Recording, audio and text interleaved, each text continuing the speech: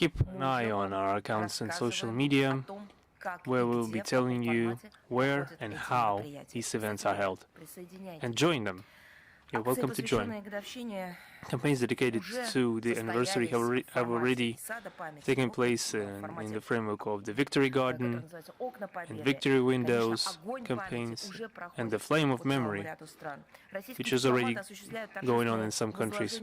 Russian diplomats carry out wreath layings at monuments, mass graves and burial sites of liberators. And this is happening not only on the eve of May 9th, to only bring flowers on the eve of 9th May, or conducting commemorative events. Those memorials should be taken care of throughout the year, which is exactly what our diplomatic missions are doing. In several countries, we already see the start of the Immortal Regiment campaign. Hundreds of people have already marched through the streets of foreign capitals and major cities, for example, in Washington, New York, Geneva, Chisinau, Tokyo, Kuwait City, and other cities. And those campaigns are happening and will continue happening. On our digital accounts and on social media accounts, on our website, we continue to uphold the truth about the Great Patriotic War. We continue to tell the stories of the heroic deeds of the Red Army soldiers entitled Faces of Victory, and speak about the colossal role played by the Soviet Union and all the peoples living there when it comes to the liberation of Europe and the salvation of the entire world from the plague of fascism. I would like to once again to underline that this is an important educational work that's being conducted year-round, including in foreign languages. We also do not forget about the crimes of the Nazis, which have no statute of limitations, especially in the context of the recent Day of Remembrance for the victims of genocide of Soviet people held on April 19th. Subscribe to our social media.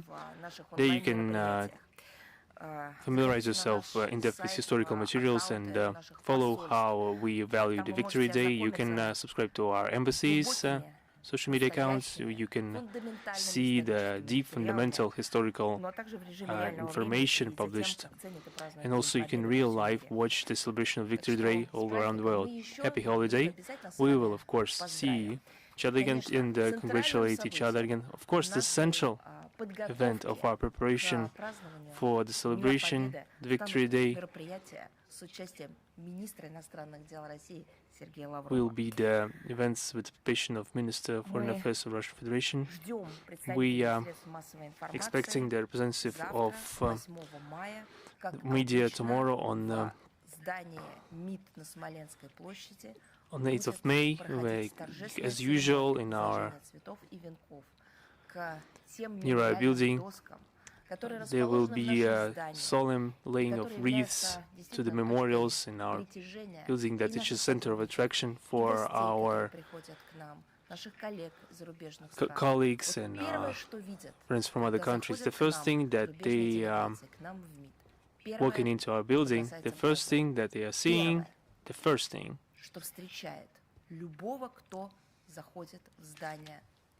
everything that they see flowers laid at the memorial plaques,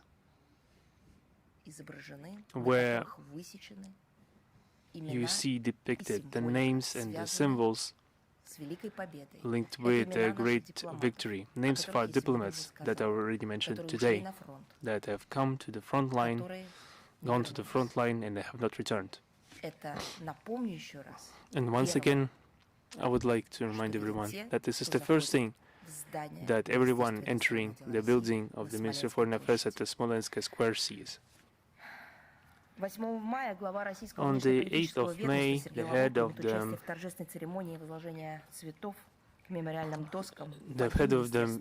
Ministry of Foreign Affairs The Russian Federation Zakharova will take part in the solemn wreath-laying ceremony at the memorial plaques in the Ministry of Foyer dedicated to the celebration of the 81st anniversary of the Victory Great Patriotic War 1941-1945. Flowers will be laid at each of the 4 memorial plaques dedicated to the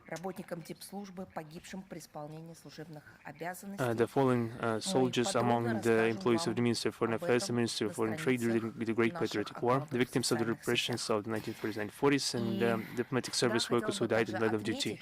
This information will be shared through our social media. It will be available live in our social media, in our accounts.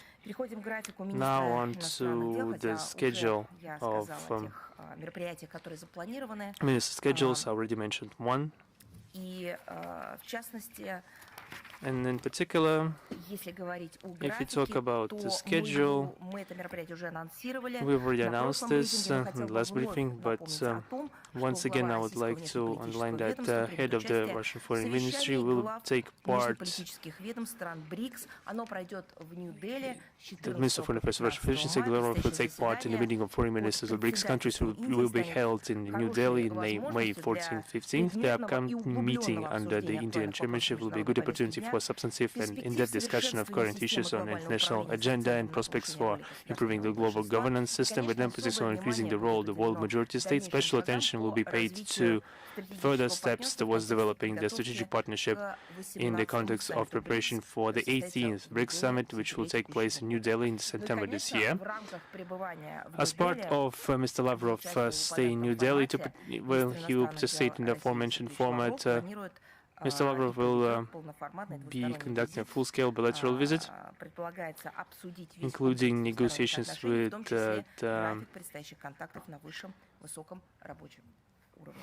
and to discuss the entire spectrum of bilateral relations, including the schedule of upcoming contracts at the highest high and working levels. Before coming on to the international agenda, on the eve of the celebration of Great Patriotic War, we received news from our colleagues from History, Memory, and Translation colleagues.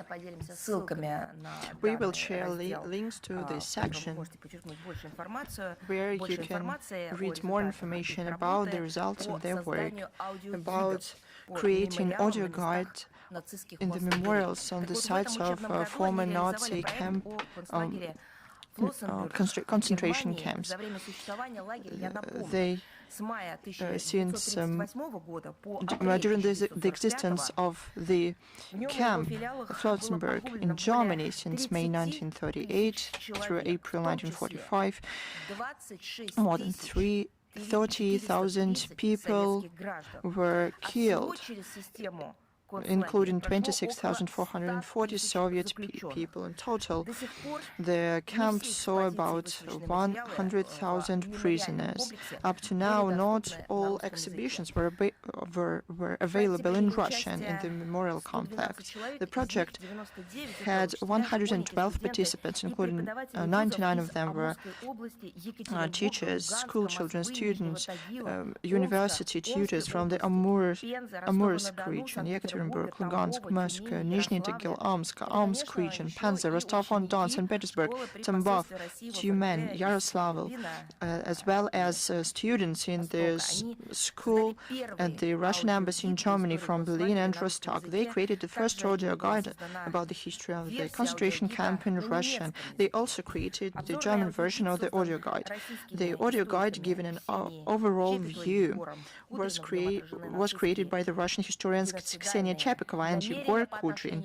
It includes Nazi genocidal plans about the USSR, the role of the resistance movement, the story of General Karbyshev in captivity, memories of the Soviet prisoners in Russia were voiced by Sergei Bezrukov, and the grand child of Valentin Kontaria, the participant of the special military operation created on the Red Square in 2026, wrote the introductory words. If you have interesting initiatives about this or something else, send them to us. We will support you. Let's move to the relevant agenda. Let us start with the situation around Ukraine. It, without any doubt, is connected directly to May 9th, Victory Day. Why? Because something that is done in Ukraine for many years is easy to describe. Although those words are terrible, they are used as a tool to cancel, as the West said, of our country, of our culture, of our history, because we are the true guardians of those historic memory that directly associated with the World War II. We do not let anyone to change the history.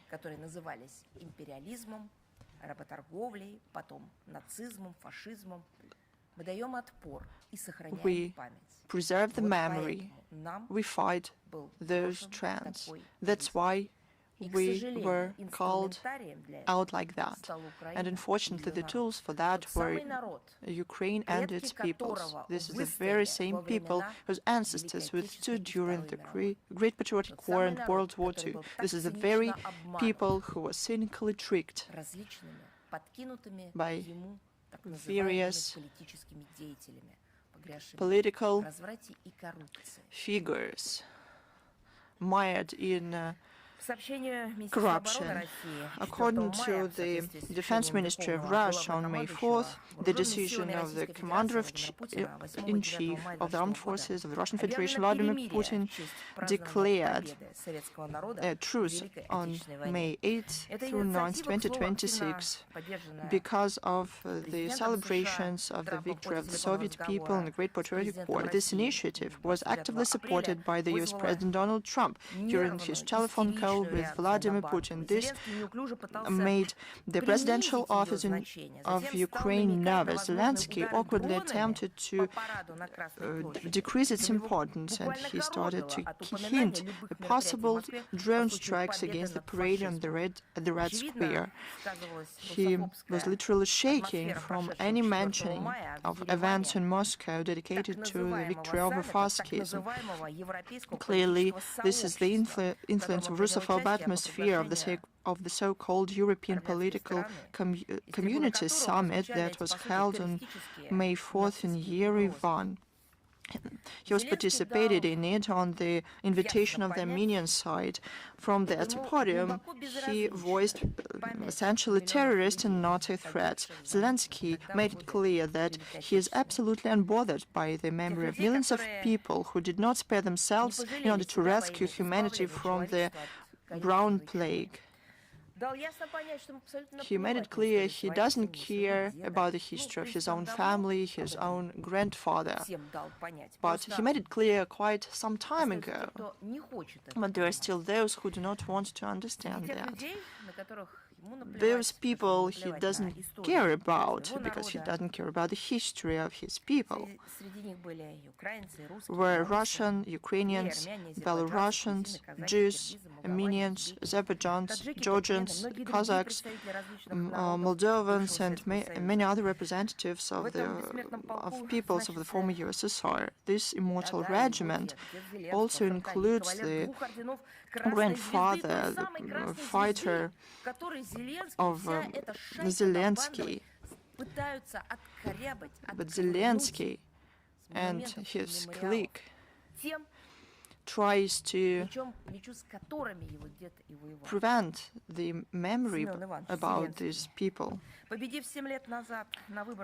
7 years ago, following his victory at the presidential election, Zelenskyy, in front of cameras, laid wreath to the burial site of his grandfather on May 9, 2019, at the Victory Day, and he told that the Victory Day was a sacred holiday. Those who follow the situation understand what the Westerners want in their global minorities. We're not surprised by this, by the fact that none of the guests from this above-mentioned summit did not call Zelenskyy to order, or was not outraged by the sacrilege of Zelenskyy when he showed hatred and disrespect to the victory of Nazism. Now, those so-called civilized people sanctioned this with silence. I have an it reminds us of a story about a bad boy famous in Russia. The Westerners provide everything to Zelenskyy only in order to help Zelenskyy to erase the history, rewrite the history. They heard what he said, but they did not simply keep silence. They were even happy about it because Zelenskyy, in their opinion, did everything right. Those participants whose ancestors fought against fascism suffered the crimes in the occupied states of Europe also were silent. But Zelenskyy, after that, hurried to declare about the start of the so-called truce in the night of May 5th to May 6th. He tried to prevent the promotion in the media of the regime of the ceasefire declared by Vladimir Putin because of the Victory Day. But the Kyiv regime needs very much a respite to regroup and prepare to continuation of hostilities. We harbored no illusions about the ability to negotiate by Kyiv, but the words and deeds of Zelenskyy again were different. He did not give any order to cease fire. All this was just a PR movement. We saw many times how the presidential office of Ukraine violates truces that they declared. I would like to give you some examples. So this is backed up by facts. On May 6, in the first minutes of the new day, the massive strikes were launched against Zelenskyy in Crimea. 5 civilians were affected. In the Black Sea, at the night of May 6, 53 Ukrainian drones were taken down by Russian air defense systems. Zelenskyy many times violated ceasefire regimes, those proposed by Russia,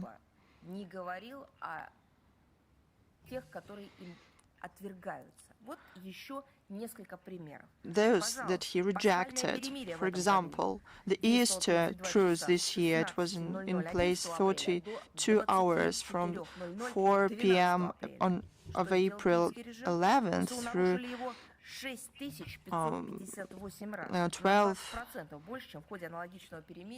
p.m. April 12th. It was violated 6,558 times. This is 20% more than during the similar truce in 2025. In 2025, it violated the Easter truce 4,900 times. The Victory Day truce in 2025, it was violated it was violated by the Kyiv regime 14,043 times. In total, in 2025, the Kyiv regime violated ceasefire regimes about 5,000 times. In 2026, at least 6,500 times. Russian armed forces will continue preventing any armed provocations by the Kyiv regime. We recommend to take note of the statement of the Defense Ministry of Russia of May 4th about the truce dedicated to the Victory Day and the consequences for Kyiv if it is violated. It communicates that foreign diplomatic missions and international organizations accredited in Russia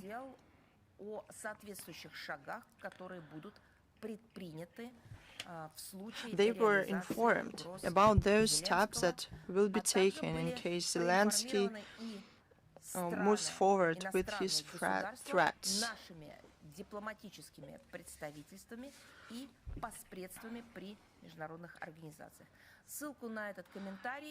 The link to this announcement and diplomatic notes that were sent to foreign states, international organizations will be available in text of today's briefing. We call on Ukrainian people and foreign diplomatic corps to take it with all seriousness and to leave Kyiv, that can be subject to massive missile attack if the Kyiv regime attempts to undermine the celebrations of the Victory Day in Moscow. The Kyiv neo-Nazi regime continues to take their hatred to civilians and civil infrastructure of Russia. They expand the geography of their attacks. In the last week, the strikes and shellings by drones affected about 200 people. 166 out of them were wounded, including 8 children. 8 minors were wounded. 34 people were killed, including 2 children. Let's look at the geography of the Kyiv's crimes. Belgorod region, on April 29 through May 4th, drones attacked regions and affected 40 people, including a 10-year-old children. Unfortunately, there are people killed. On April 29th, FPV drones with explosives attacked a passenger bus in the village of Voznesenovka. 3 women were killed at the spot. On April 30th, drone attacked a motorcycle, killing 2 teenagers of 15 and 18 years. On May 3rd, in the village of Nichaevka, drone attacked a civil vehicle with a family inside.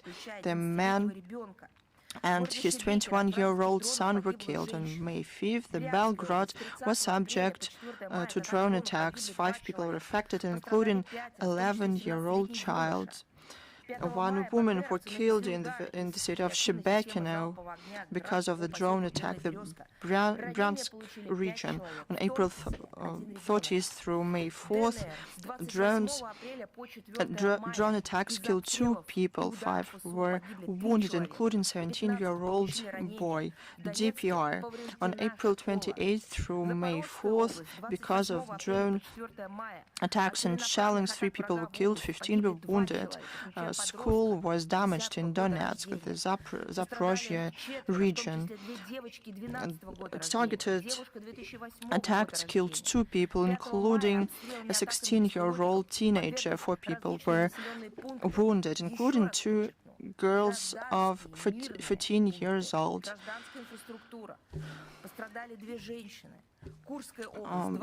Drones attacked various settlements, and 2 women were wounded. Kursk region. On April 29th, drone attacked a vehicle in the Rilsk region. A 59-year-old man was killed. Ukrainian armed forces wounded 7 people. LPR on April 28th, drones targetedly attacked the administration of the Markovsky municipal district, wounding 18 people. The Moscow region on May 2nd, fragments of 6 drones that were taken down. A 77-year-old man was killed in the village of Chernivo of Loklamsk district, Smolensk region. A Ukrainian drone hit multi-story building in the city of Dorogobush and wounded 2 adults and 1 children. The Czech Republic on May 5th, combined attack of the AFU used 2 missiles and 15 drones to attack the city of Cheboksary, killing 2 people. At least 32, including 1 child, were wounded. The Kherson region, and Ukrainian attacks killed 3 people, 18 people were wounded, including 2 elderly women and 1 minor girl. They will be punished for this. Russian law enforcement bodies continue to collect proof to bring to justice Ukrainian militants and foreign mercenaries for the crimes they committed. 22 years in prison are given to Ukrainian Nazi Alexander Belayev. He killed a civilian in Mariupol with a TWIG in April 2022. 17 years in prison. His absentia were given to senior lieutenant of the AFU Dmitry Bulinaev. In September 2023, he many times gave criminal orders to shell the village of Stary Sely, the Belgorod region, from mortars. Following those terror attacks, 7 civilians were wounded. He is wanted internationally. 13 years in prison. To each one in their absentia were given to mercenaries from the US and Ireland, Michael Kidd Garcia, Brigale, and Dries Byrne. They are wanted internationally. According to the Investigative Committee on Russia, the liberated areas in the DPRs, the remains of 74 civilians were found. By now, 9,728 criminal cases against Banderovites were launched. 1,129 investigations was completed. 79 people were given life sentences. Now let's see how these crimes committed by Zelenskyy against our people and our country. Now see what they've done to their own country. In the light of installation of martial law until August 2 this year, the Kyiv regime intends to tighten the already excessively violent mobilization in the near future, according to the Verkhovna Rada Deputy Alexander Fedorenko. The Ministry of Defense has undertaken to cancel the deferments of about 250,000 internal students over the age of 25 under the pretext of them using higher education institutions to evade the draft. Remember the favorite toy of Zelenskyy? His mother was talking about to the interviews, to social media. Do you remember? I will remind you. Zelenskyy, as a boy, loved playing meat grinder. He took a real meat grinder and played with it. Not because he had a hard childhood and there were no other toys. No, he went to the kindergarten where there were toys. He went home when there were toys. He had parents, grandparents. But still, his favorite toy was the meat grinder. Of course, the doctors should take a look at that, but the entirety of the world should understand that Zelenskyy has proverbially using his favorite toy to crush his compatriots, sending him into the bloodbath. The Bankovaya doesn't cease in attempts to introduce the Contract 1824 program, which presupposes the allegedly voluntary dispatch to the front line for a period of 1 year. But this is a one-way ticket, as the song goes. That's the type of contract in Zelenskyy style. According to media reports, deferments for the categories of Ukrainians have begun to be cancelled en masse in the Ukrainian app called Reserve Plus. The head of the Anti-Corruption Council under the Minister of Defense of Ukraine, Yuri Gudimenko, announced raids. You know where they will be happening?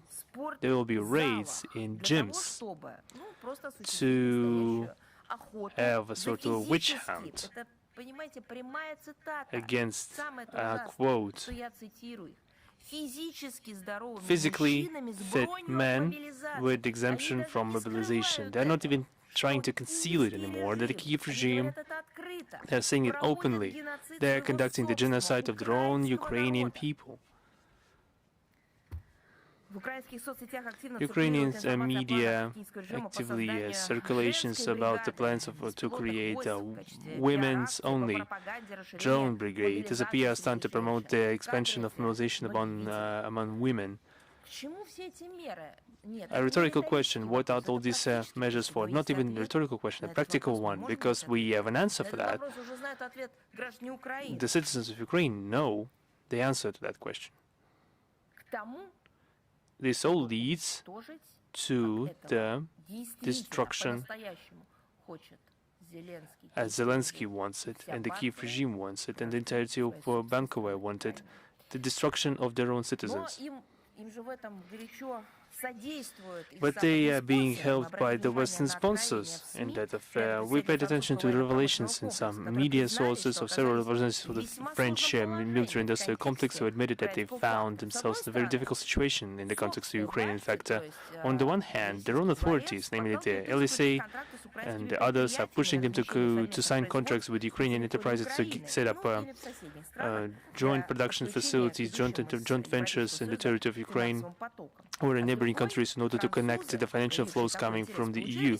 On the other hand, the French, who showed such interest, received a very specific experience of interaction with Ukrainian partners, resulting in their enthusiasm being to noticeably decline after even the first contacts with potential clients, namely the representatives of Ukraine. For example, the Le Figaro provided the testimony of a company as who were completely dismayed by the fact that Ukrainians were arriving in luxury cars to the meetings and were trying to feed the French nonsense about the operating factories in Ukraine, trying to request project documentation without signing contractual obligations, and at the same time not wishing to conclude deals on the creation of joint production facilities outside of Ukraine, even in neighboring countries. Perhaps for somebody this would be shocking, but for somebody who is not monitoring the situation, who doesn't know about the completely nonsensical amounts of corruption in Ukraine, which has been going on for decades. However, right now it's a completely total and omnipresent, not only in the Bankovaya corridors, but even through special orders from Bankovaya permeates all levels of government. And it's just curious to see that those who request aid are driving luxury cars. That's the way they are using this aid. They are stealing it, appropriating it. They are appropriating the funds of the European Union citizens. Checking the statements of contractors through firms specializing in economic intelligence, as the French report, reveals the unreliable character of Ukrainians. Sometimes Ukrainian partners become defendants in criminal cases on suspicion of corruption. In the conditions of the appearance of thousands of war economy companies in Ukraine, French manufacturers prefer to limit risk and contact Deputy Minister of Defense Sergei Boyev or other high-ranking officials in Ukraine directly to verify the business reputation of contractors and to receive guarantees. What guarantees the French manufacturers could get from a high-ranking Ukrainian official? Didn't they hear about the Mindich affair involving, I don't know, like all the high-ranking officials of Bankovaya? What guarantees could they give? The only guarantee that Bankovaya can give is that they will be sure to steal all the investment that they receive from the European Union countries, from any country, to be exact. They will steal and embezzle everything. According to French estimates, Ukrainians are capable of flooding the European market with cheap weapons, creating considerable competition for Europeans, including in the export sector. According to one businessman, and these words have been cited in French media, quote, "Today we will help the Ukrainians, and tomorrow they will become our competitors." I would say this is sort of a romantical outlook of French businesses towards the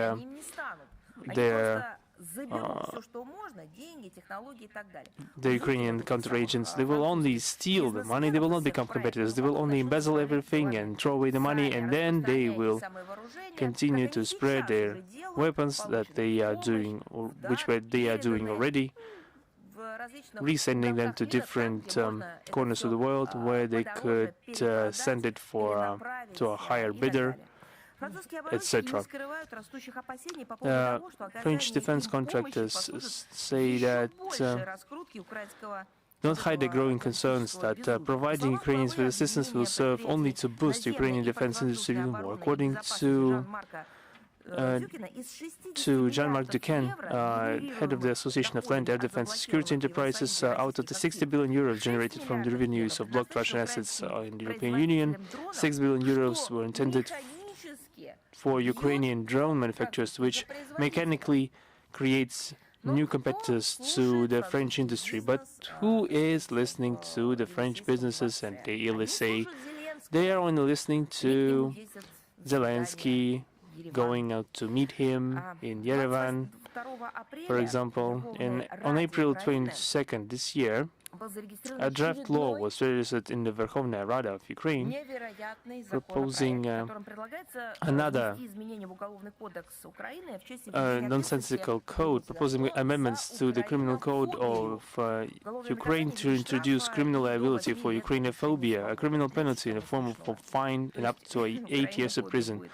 So Ukrainophobia will be banned in Ukraine, and any other type of phobia will be allowed. But there's no time to think for them in Ukraine. They are stealing, embezzling, and propagandizing themselves. So they're very busy. The initiator of this legislative initiative is the professional Russophobe and fighter against everything Russia, a three-term deputy, Lvov resident Nikolai Knyazhitsky. According to his design, Ukrainophobia will be understood as humiliation of national honor and dignity and public denial of Ukrainian nation's right to self-determination, sovereignty and statehood, justification of the assimilation of the Ukrainian people and denial of the legitimacy in the struggle for independence, and public disrespect for Ukrainian ethno-cultural characteristics, including in literary and artistic works. Oh my God. So if this law is adopted, the first one to be prosecuted should be Zelenskyy himself, whose actions resulted in destruction of so much Ukrainian, everything that is Ukrainian, that it defies belief. Knyazhitsky is probably sorry that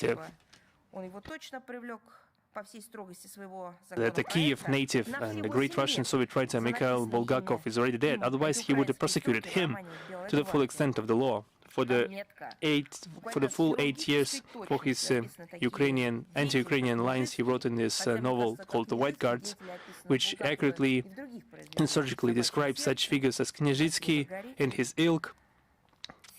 I think such descriptions are frequent in Bulgakov's work. All those who are hiding behind beautiful words about some state interests and faint concern for the people, who in fact do not value the people at all. This initiative is nothing more than a cover for tightening repressions, arbitrary approach, and destruction of any hints of dissent on the part of the Russian-speaking people, so hated by Menderites, whose rights have been long tempered by and trampled upon by the Kyiv regime, including the right to life. However, the champions of Ukrainian identity are already ready to take revenge on any suspicious, in their opinion, non-believer. If they have a weapon, a baton, if they have an opportunity to use force, they will use it. For example, Deputy Commander of the Kraken Unmanned Aerial System Regiment, Konstantin Nemechev, publicly called for tougher measures against residents of the country with pro-Russian views who continue to read Russian channels and write comments in social networks.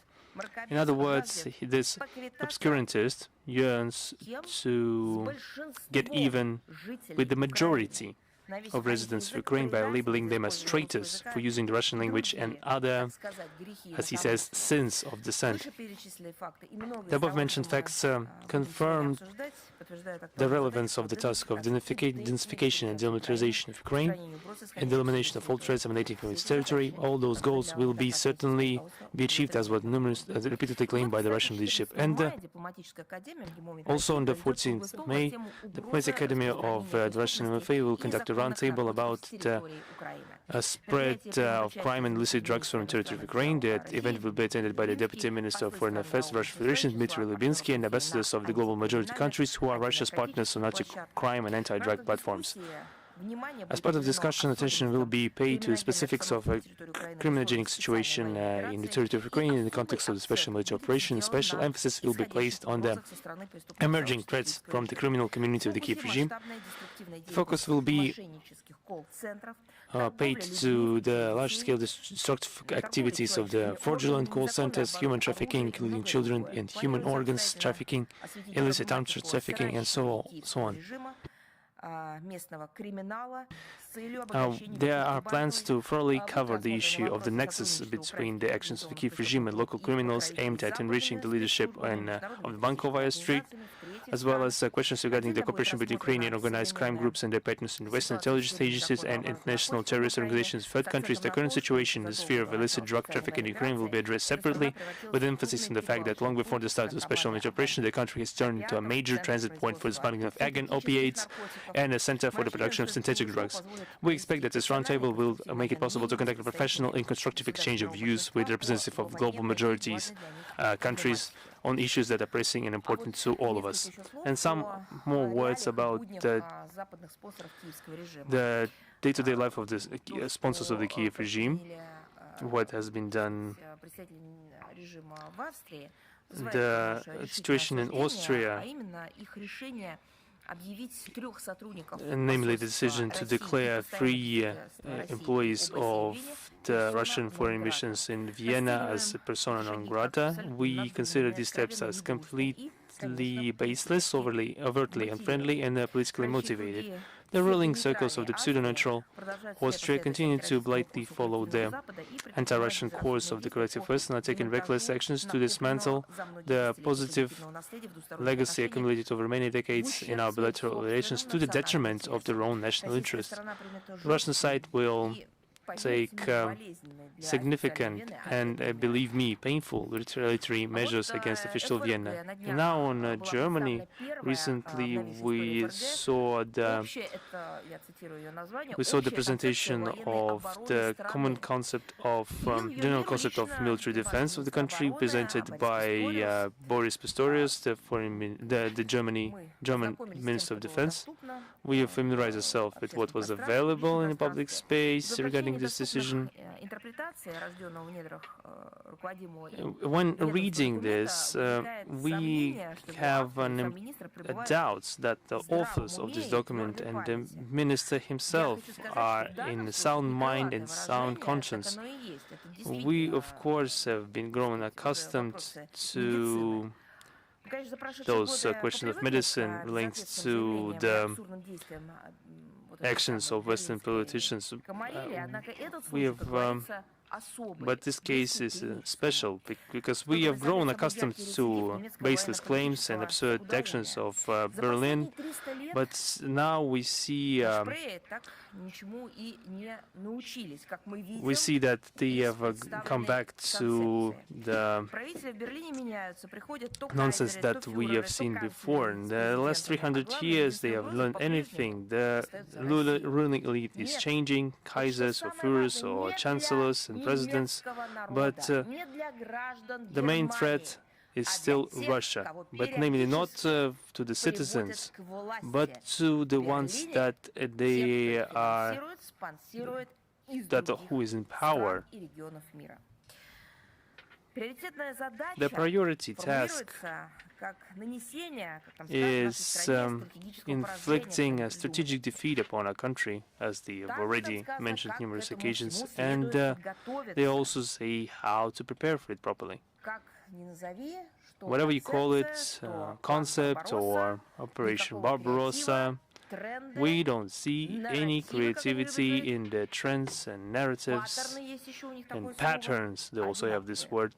This is all similar. The arguments are old. It turns out that we are once again, you wouldn't believe it, we are once again seriously threatening them because there is an inevitable attack on our side. Well, perhaps we should think what is happening there and what is happening to those who are writing such nonsensical things. Let's remind them that for 30 years our country called on the official Berlin and different representatives of the German political establishment and German business circles, all those NGOs and NCOs and whatever, what did we call them for?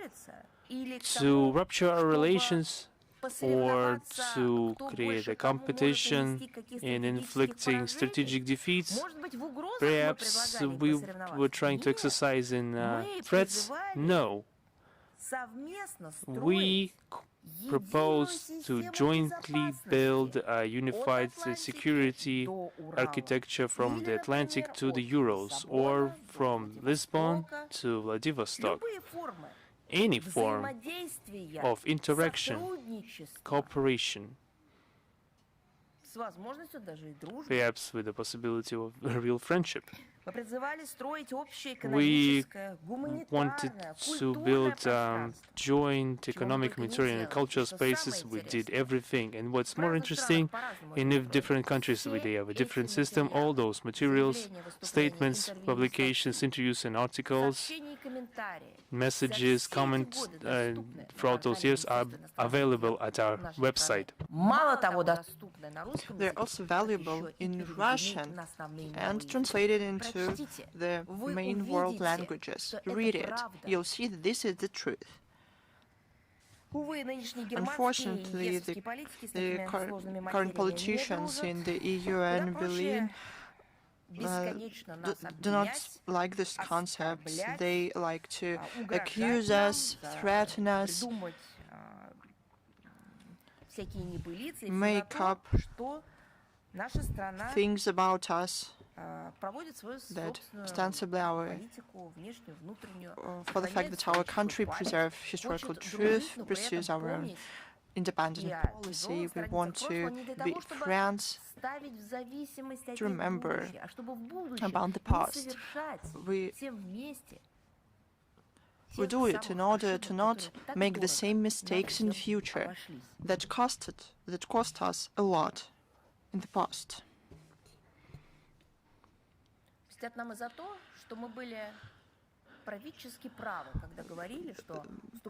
They do this when we said that it is unacceptable to involve the neighboring countries in NATO. This is not done for the development of their industry and infrastructure. This is done to involve them into anti-Russian ranks. This is why we're threatened. I would like to say that we have a strong historical memory. The Western war came to us at least once a century, and we remember how all of them ended. We remember how the Third Reich's coming close to our borders and how this ended, and we remember how that ended for them. If Berlin forgot about it, they can read about it. We have a lot of historical materials, including in German.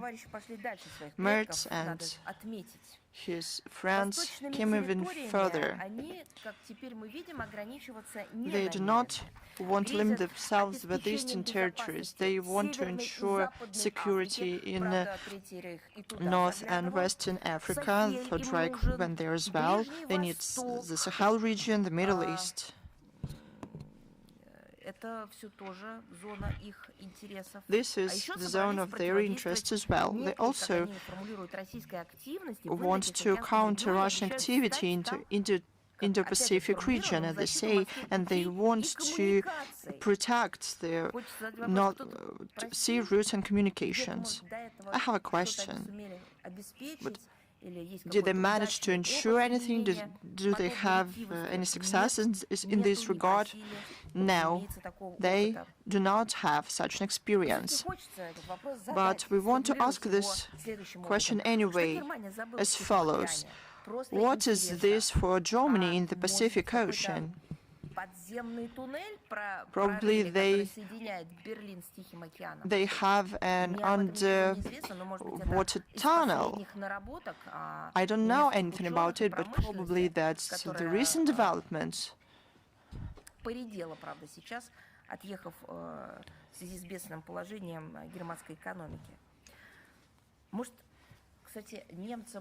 Probably Germans had better put things in order in their own country. They have a lot to fix bridges, to make their trains go in time according to the timetable.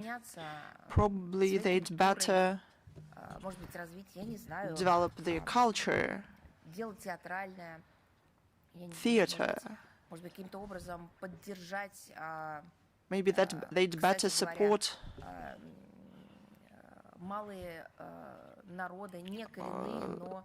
small-numbered peoples, not indigenous, but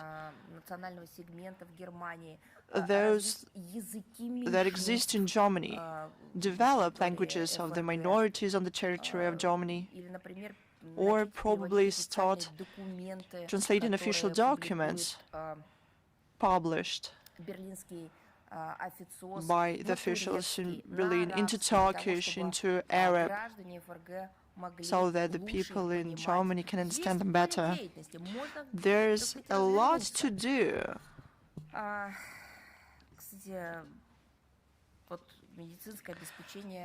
Medical care in Germany, probably this is an opportunity to invest.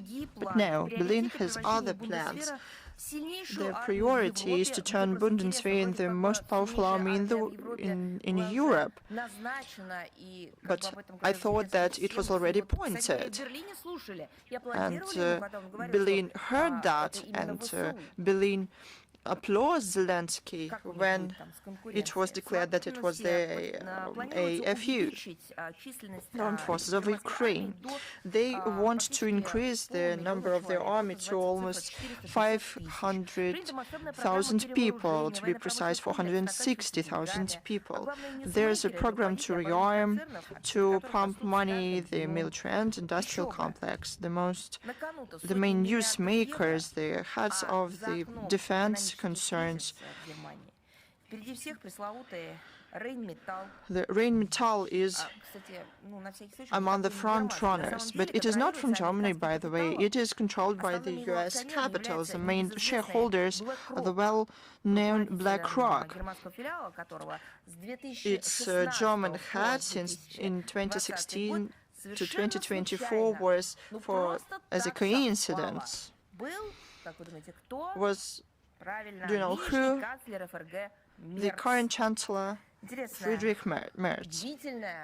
This is a coincide, don't you think so? Probably this is not something up to us, not because of us. Probably they should understand that it's not about Russia, but in the appetites of those who rule, those financial, military and political gigantic companies that turned private business into conglomerates, killing German economy. This is exactly that what Ursula von der Leyen did. She did it not with the military enterprises, but with the pharmaceutical companies during the pandemic. The interests of the biggest companies and political, well, I cannot call it will, but manipulation that she did coincided, not for the interests of the people of the EU, not for the interests of people of Germany, but for the interests of those who profited of it, probably trillions. Now, Mr. Merz does the very same thing. So let us ask yet another thing. Probably it's not our country that threatens the Germans. Probably the Germans are threatened by the German political elites because it did not feel free enough within the treaty about the ultimate settlement with Germany of 1990. Berlin forgot what the cultivation of hatred towards Russians and Russia ended for them. But we will remind them on May 9th, the day of our victory.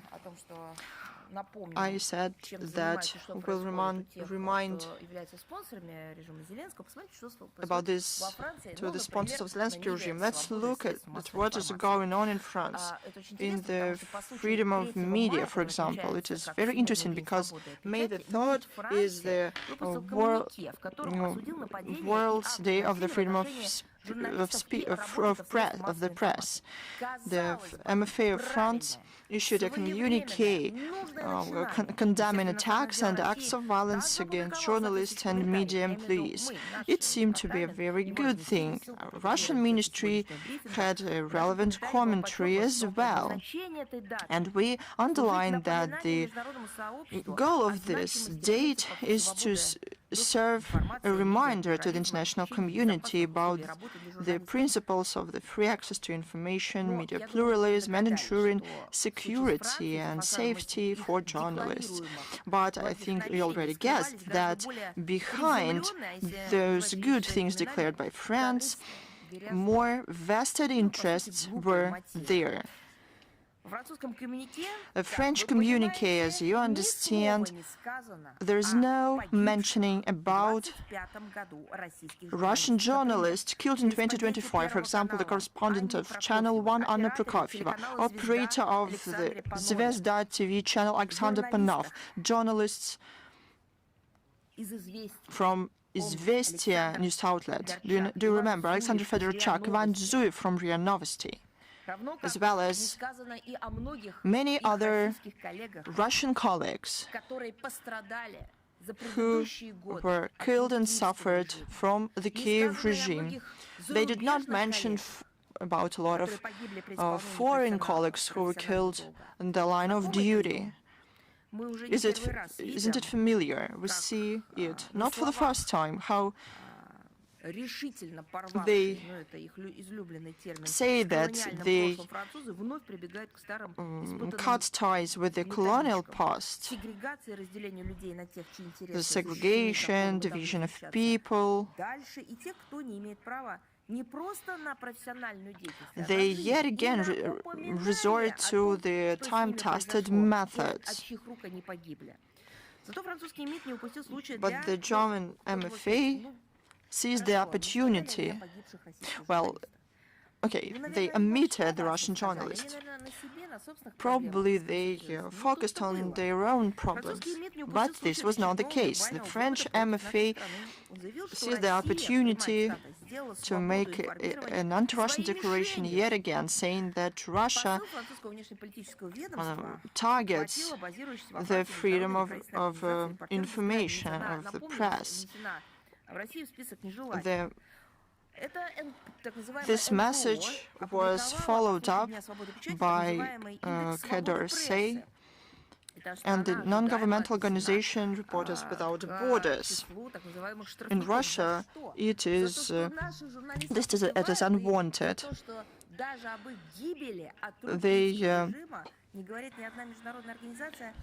No international community talks about it. Are we responsible for this? No. On the contrary, we do everything we can to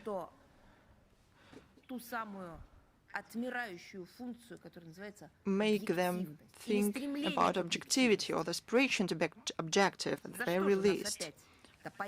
Why do they do that to us? But it is clear, because this was an order. It's one more sphere where Russia can be villainized. Paris is not only one of the forefronters and initiators of the the campaign to limit possibilities for the Russian media through legitimate sanctions. They also actively implement their own instruments to control the information. Why didn't that mention that in their communique? Write about yourselves. If you don't have the material, I'll help you with that. After Emmanuel Macron won the presidential elections in 2018, the law on fighting information manipulations was passed. It introduced the all-national special regime for the media and platforms, including the possibility to stop the broadcasting of foreign media for fake news. On June 25, 2024, the law was adopted in France on prevention of foreign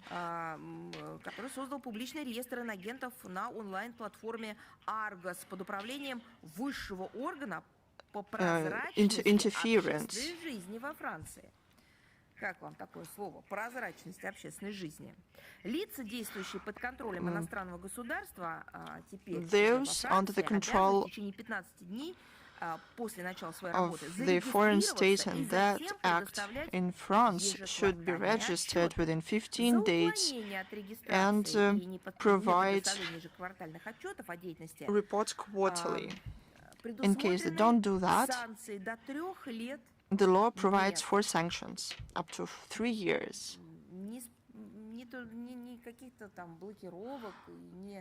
Not of blocks or public service. No, up to 3 years in prison and a fine of 45,000 euros only for individuals. And for legal entities, it is up to 225,000 euros. Was this all forgotten by the employees of the French MFA when they wrote outrageous things about our Russia, our country, and freedom of speech? On October 29, 2025, at the International Conference, high-level International Conference for freedom of information and independent media. Within the Paris Peace Forum, President of France called on to continue and take more control of the content of the content in the face of the threats from democracies.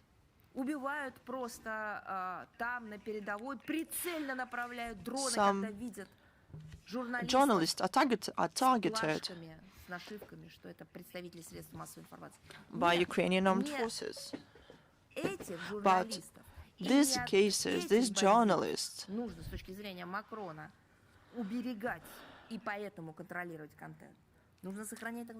are not something that should be prevented. They're not talking about this. People are killed, and they're talking about democracy. On the very money that Emmanuel Macron provides to Ukraine, special attention is given to information on fight against Russia. There's a network of state organizations and affiliated NGOs. The leading role belongs to the National Agency for Fighting Foreign Digital Interference, Virginium. It is controlled by the French MFA.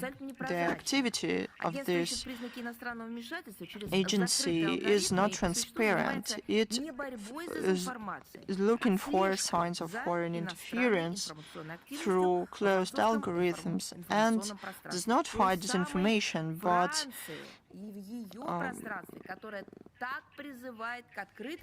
follows the foreign information activities in French information space. That's the democracy they're talking about. Based on the reports of this agency, French authorities can block any resource with information they don't like.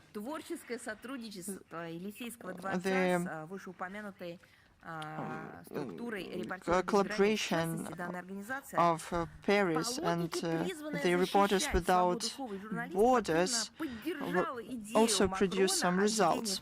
This organization supported the idea of President of France to introduce science about the truthfulness of the published materials.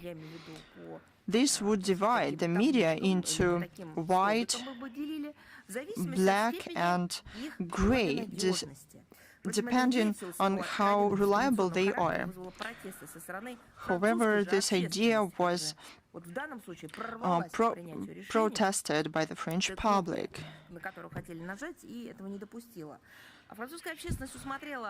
The French public saw it as the risks to turn such certification into a tool of political manipulation. That is why this idea was not implemented.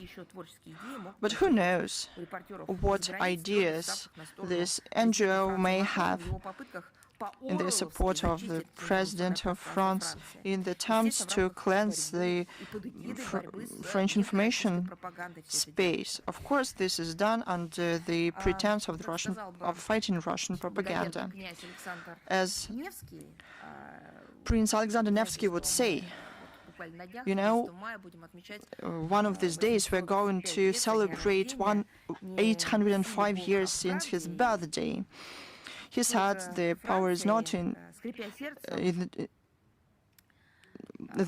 the God is not in the force, but in the truth. Despite all the bans, the outcome will be only one. The alternative sources of information will become more popular, because what public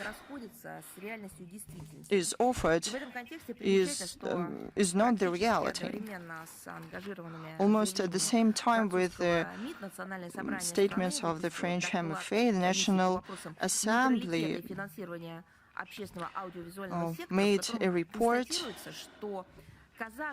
saying that the positions of French media that seem to be unshakable in the French-speaking Africa are in the risks, not because they work, badly, but because RT, China's media corporation, Al Jazeera, and other competitors are becoming more and more popular, French parliamentaries understood something that the rest of the world already knew. Outside the EU, the aggressive anti-Russian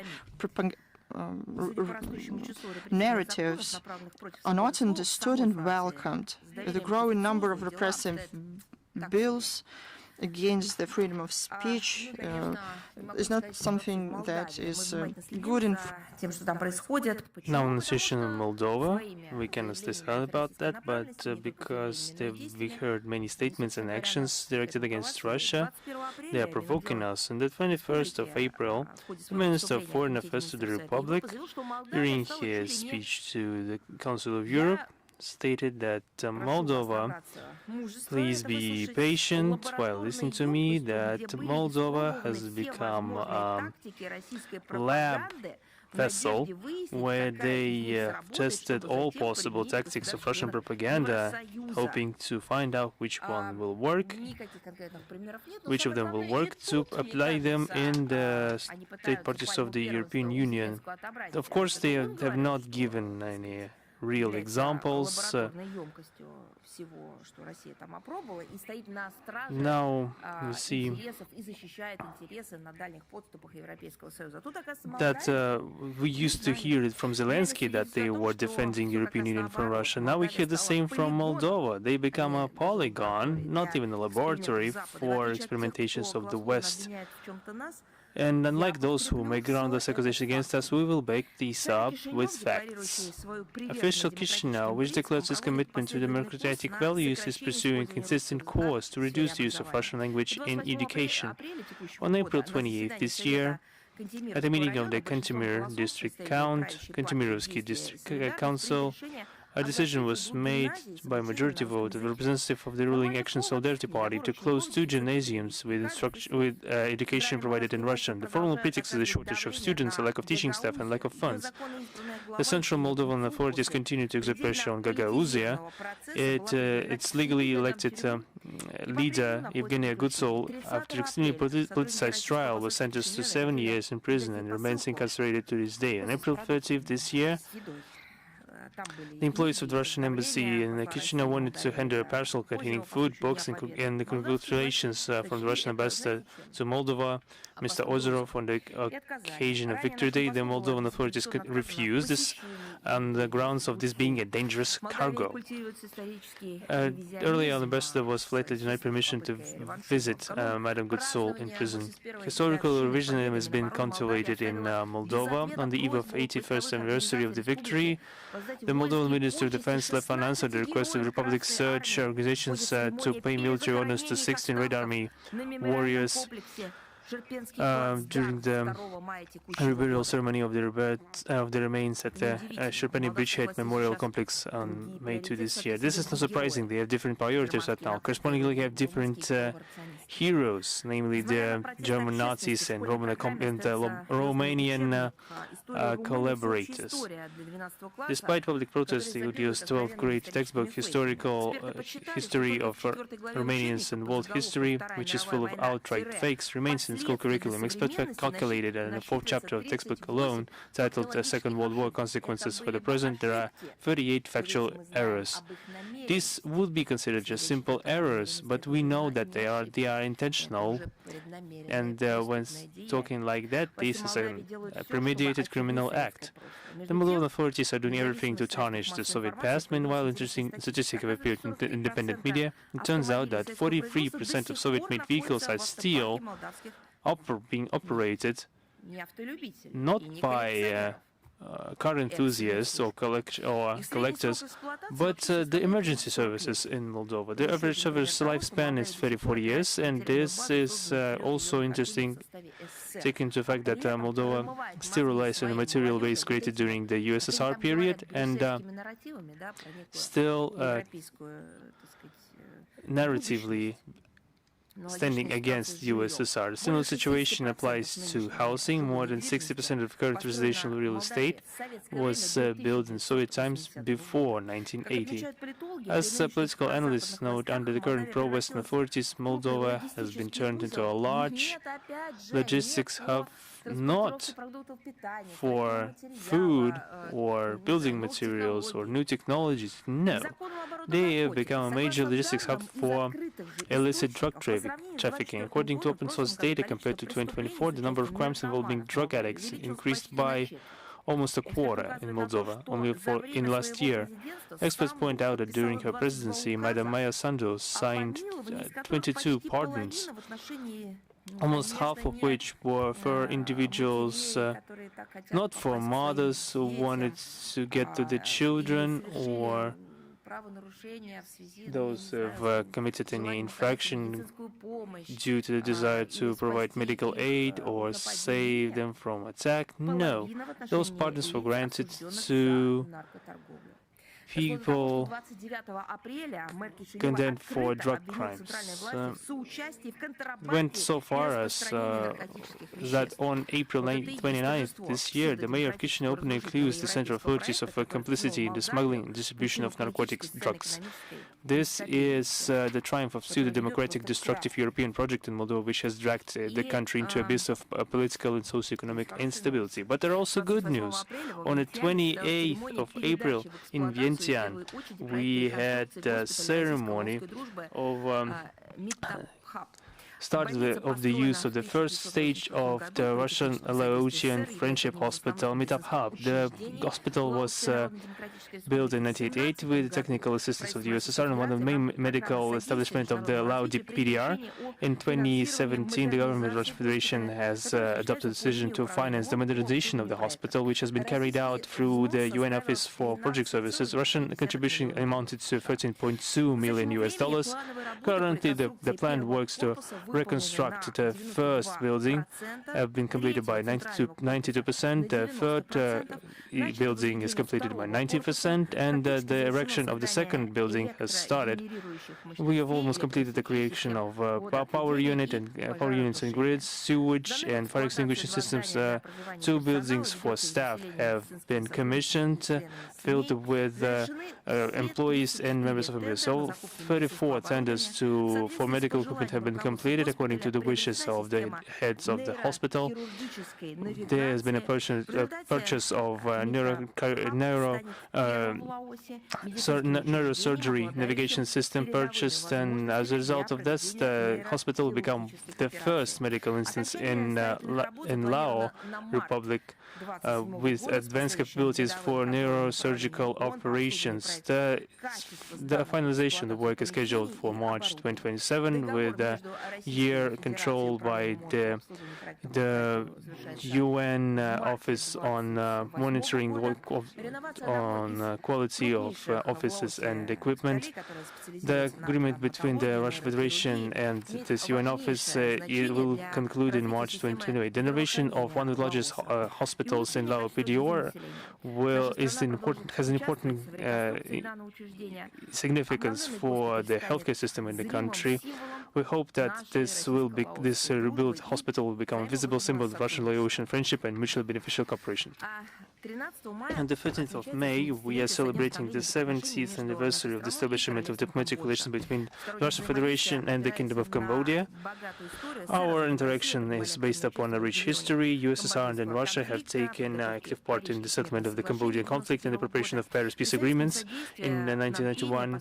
In Phnom Penh, with our assistance, there have been numerous facilities built, including the Hospital of Khmer and Soviet Friendship and the Supreme Technical School, which still serve the Cambodian people. The bilateral ties are based on the mutual trust and constructive cooperation, and they are bolstered by the joint declaration on the basics of friendly relations signed on 25th of May 1995. On our side, we pay huge importance to the support of this political dialogue, especially in the highest level, and development of links between foreign missions relations. Moscow and Phnom Penh are similar in our stances in the world arena, especially when it comes to global and regional agenda.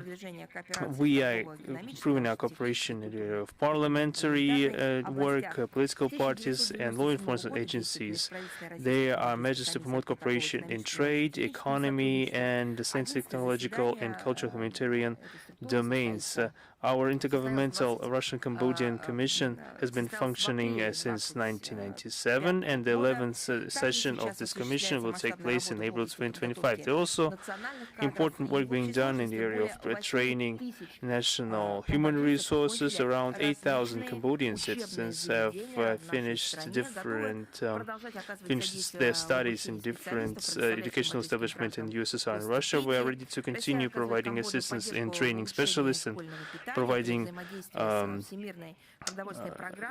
scholarships to Cambodian citizens. So we are providing support to Cambodia in improving the school meals in cooperation with the World Food Program.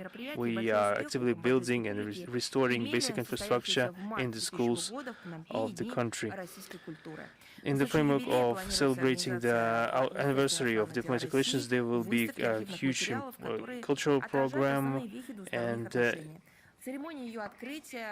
there will be an exhibition of archive materials reflecting the main turning points of bilateral relations, and the Minister of Foreign Affairs will take part in the opening of this exhibition, 19th of May. The positive experience of cooperation creates good prerequisites for further improvement of the entire complex of Russian-Cambodian links, which responds to the interests of both our countries. We congratulate our Cambodian colleagues with our common holiday. We wish them all the best. Also, on May 13th, we will be celebrating the 45th anniversary of the conclusion of the Treaty on Friendship and Cooperation between the USSR and the People's Republic of Congo, currently the Republic of the Congo. Diplomatic relations between our countries have been established more than 60 years ago, on the 16th of March 1964. Currently, Russia and Congo are developing a multifaceted, mutually beneficial cooperation based on respect and consideration of interests of each other. Political dialogue is regular and constructive in character. Last week, the President of the Republic of the Congo, Denis Sassou Nguesso, visited our country with a state visit on 29th of April. He had negotiations with the President of the Russian Federation, Vladimir Putin. On the 30th of April, he had a meeting with the chair of the Federation Council of the Federal Assembly of the Russian Federation, Valentina Matviyenko. On the 1st of May, the leader of the Congo visited St. Petersburg when he met the governor of the city, Alexander Beglov. It's very symbolic that the visit to Russia has become the first official foreign trip of the president of the Congo after being re-elected on the 15th of March this year. At the inauguration ceremonies of the 16th of April, our country was represented by the Deputy Chair of the Government of Restoration, Alexander Novak. Our relations are highly dynamic. In 2025, the President of the Congo took part in the parade in the Red Square dedicated to the 80th anniversary of the victory in the Second World War and the Great Patriotic War. We also witnessed prominent Russian-Congolese negotiations on the highest level. On the 3rd of September, the presidents of Russia and Congo had a meeting in Beijing on the sidelines of the events dedicated to the end of the Second World War. The Congo partners from the Congo are interested in the Russia-Africa format, and the head of the Republic of the Congo has taken part in the 2019 and 2023 summits, and we expect to see him at the third summit in autumn this year in the Russian capital. Moscow and Brazzaville are intended to develop mutually beneficial cooperation, and under the auspices of the mixed Russian-Congolese Intergovernmental Commission on Economic, Science, Technological Cooperation and Trade, there is active work being done to implement joint projects in the energy sphere and infrastructure sphere and other spheres. Also, our medicine cooperation is developing quickly. Our countries desire to broaden the foreign policy coordination framework of international organizations, primarily the UN and other platforms. A sustainable basis for this is the common understanding global process, the similarity in our approaches in the forming of a more just polycentric model of the world, non-acceptance of double standards in international relations, the recognition of the right for of the peoples to choose independently their own way of development. We congratulate our friends with the anniversary of this treaty on friendship and cooperation. This important event will confirm our readiness to the further close cooperation in the interest of our peoples. One more announcement. In Kazan, from May 12th to May 16th, in front of a 17th International Economic Forum, Russia Islamic World Kazan Forum 2026, there will be an adversarial 10th Forum of Young Diplomats of the OIC. This event has been conducted since 2016 by the Council of Young Diplomats of the Russian MFA, with the support of the Academy of Young Youth Diplomacy and the government of the Republic of Tatarstan. More than 300 young diplomats have taken part since then. In the events, this format celebrates its 10th anniversary this year, and the main topic of this forum is youth diplomacy and intercivilizational dialogue between Russia and the Islamic world. The program involves 4 avenues: international humanitarian cooperation, intercultural interaction, horizontal diplomacy as a long-term strategy, broader Eurasian partnership, and diplomacy in the area of in the era of digital technologies. The Minister of Foreign Affairs of Russia, Sergei Lavrov, is expected to provide welcoming remarks to the participants. Among speakers, we expect to see the chair of the Committee of the Federation Council on International Affairs, Grigory Karasin, Minister on Youth Affairs of the Republic of Tatarstan, Azad Kadyrov, Director General of RT, Vera Harina, Director of the Direction of the World Youth Festival, Dmitry Ivanov, and representative of academia and other experts. There will be also a meeting, a traditional format with the with the head of the Republic of Tatarstan, Rustam Minnikhanov. There will be a dialogue with students and school children in Kazakhstan. There will be a visit to the international competition of young cooks with participation of 10 countries, and association football match involving young diplomats and experts. And we expect 60 participants of the OIC countries.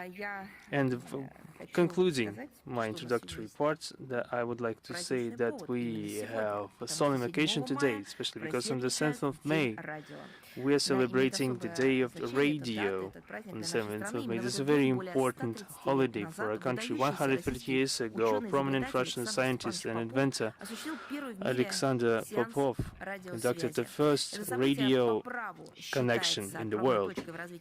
This event is the turning point in the development of the modern system of communications and the creation of an entire domain of industry. Radio has come through a long period of transformations. New technologies appeared, the society changed, and this first transmitter was at the source of it. But the key role of radio is an operative and accessible spread of information was unchanged. The regular radio transmission in the country has started in 1924, and it's become an important instrument of uniting society and spreading information. Radio has become a part of our day-to-day life. It's still available everywhere, in every region, every city, in every village in our large motherland. The radio was especially important during the Greek Patriotic War. In this difficult period, it has become a main source of news from the front lines, a symbol of hope and resilience. The radio has become a voice of life for millions of Soviet citizens. In the besieged Leningrad, reproductors were transmitting the metronome sound. This was a signal that the city is alive and continues to resist. Talking about the radio, we cannot but mention Yuri Levitan, the legendary radio dictator, who has become a voice of the Soviet Union, known far beyond its reaches, and his unique timbre of the voice was heard by citizens in the turning points of our history. Let's remember his message about the unprovoked attack of the Nazi Germany against USSR and the long-awaited news about the Victory Day and the historical news about Yuri Gagarin flying into space. Attention, this is Moscow speaking. All radio stations of the Soviet Union are working. This is the phrase that gives us shivers, even now.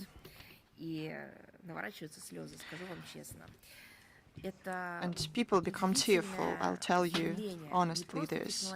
This is not only a phenomenon of technological progress.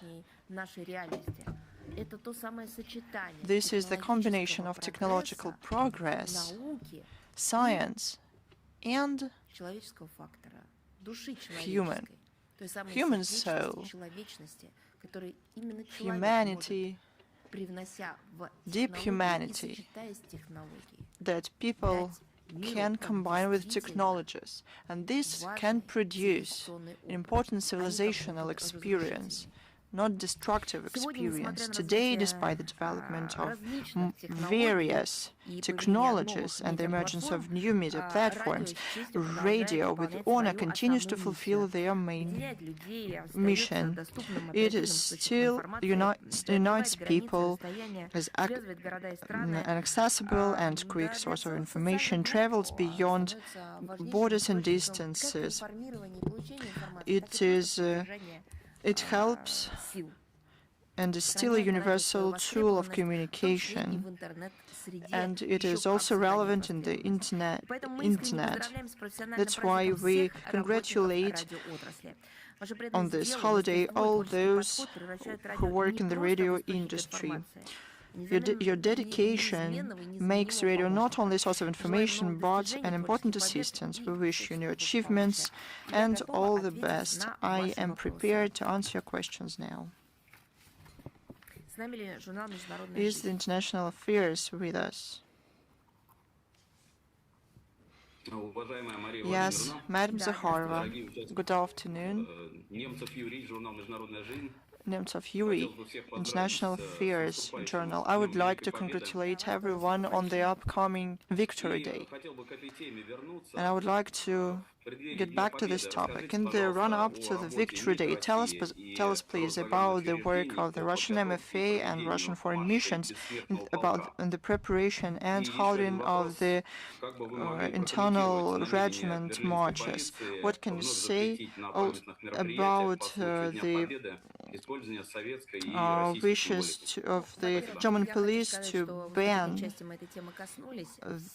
the memorial events dedicated to the Victory Day? I talked about it in the introductory part. We will continue despite difficulties.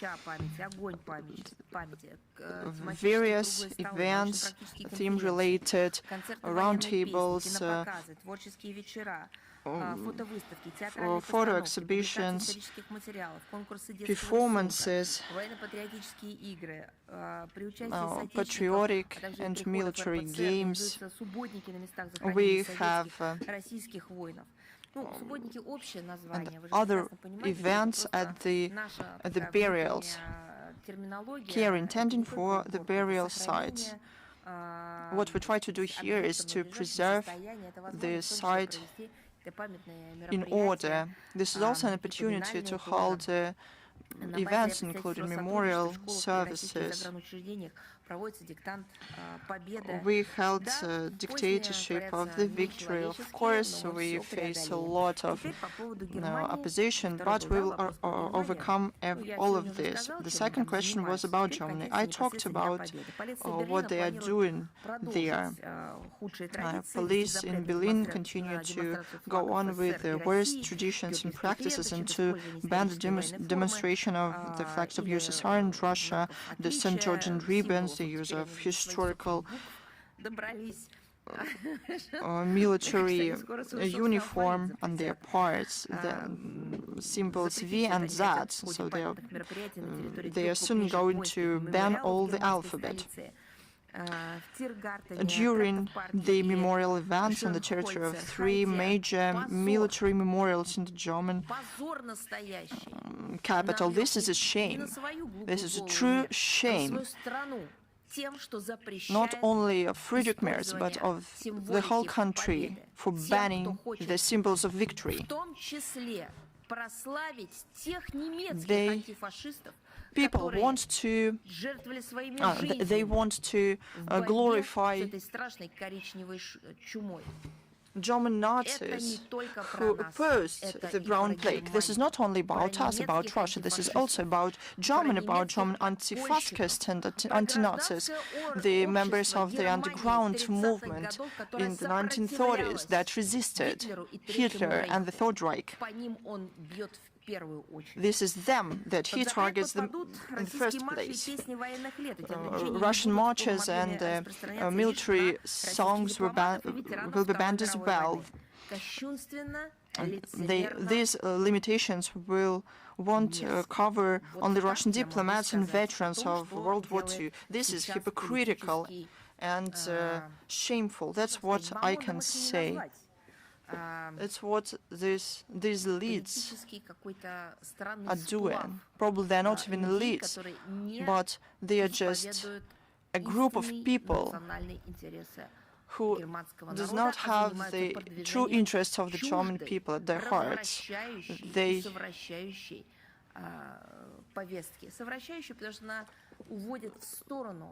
follow the agenda that leads Germany away from the national interests. This is nothing but shame. This is abuse of the memory of the people, of all victims of genocide. These are attempts to rewrite history to suit current geopolitical purposes. But I would like to ask a question. Why, in the past, these songs can be sung, could be sung in Germany, and now not? This is a question to the officials in Berlin. The only thing that changed is that now people in power in Germany are those who push the country to the precipice. The songs did not change, but the political goals changed. That's what happened in Germany 85 years ago. And that is something that they're trying to do. The people who try to reborn those things. Berlin still refused to recognize the siege of Leningrad and other crimes of Nazis against Soviet peoples as acts of genocide. Unfortunately, the current German ruling elites could not learn the lessons of the history and make some conclusions. But these people came in power in Berlin by those who did it before, who put these people in charge. Is Ria Novosti with us? Good afternoon, Ria Novosti. I would like to congratulate you with the upcoming holiday. Thank you. Thanks to you. We have two questions to you today. First, Yerevan held the large-scale events under the umbrella of the EU. What can you say about this, given the Russian-Armenian relations, in the light of the fact that Yerevan saw the leaders of the countries whose policies built on the country in Russia? We'll see on certain steps that will follow up. But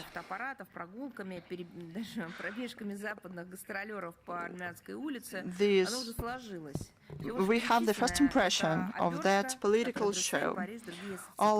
It was a beautiful cover that Brussels, Paris and other EU politicians tried to present as try to sell in the pre-election period in Armenia. They relied on Armenia, but in a very bad sense of that word. If it's not yet again example of interfering into internal affairs, what that is.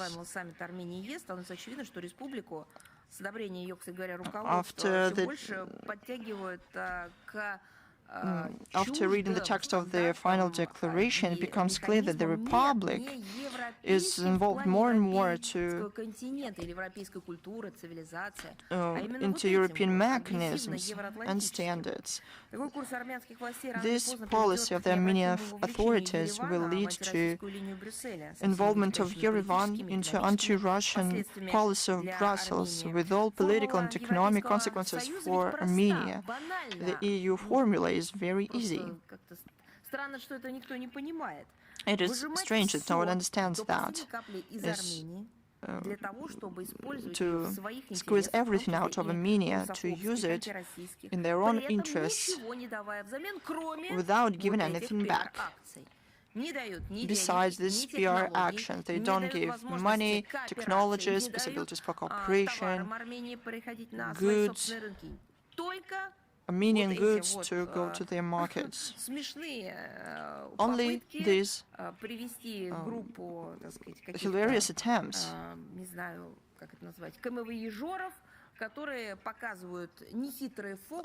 to take performers there that make up some kind of performances and then leave. Leaving their smiles while exiting.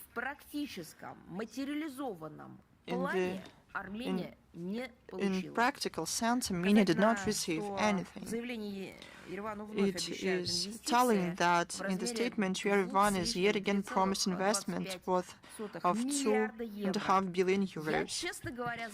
To be honest, I stopped counting how many times the EU attempted to play with these expectations. These figures, these €2.5 billion,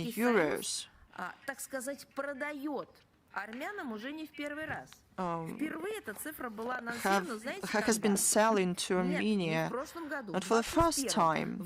This figure was named in 2021. This figure, €2.5 billion, was promised to Armenia by the Westerners. It's been 5 years. Over these years, can this be implemented? Could they at least allocate a couple of millions of euros?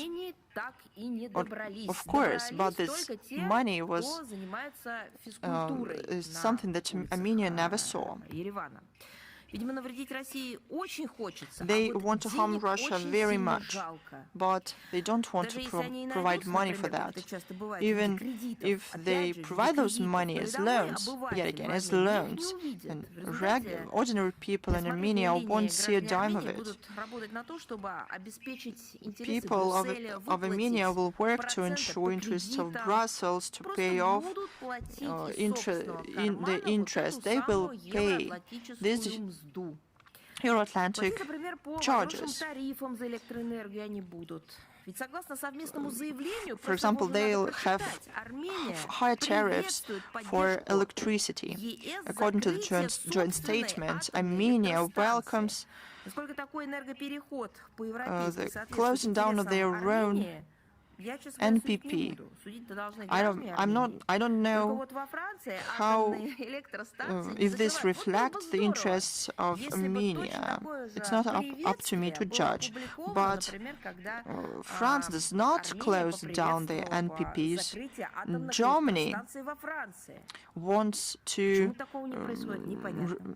rebuild and start to use their own nuclear energy again.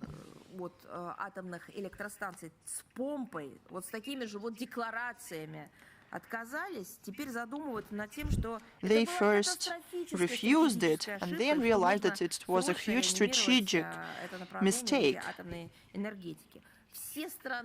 All countries in the world think about additional possibilities for energy, where can get additional resources given the AI,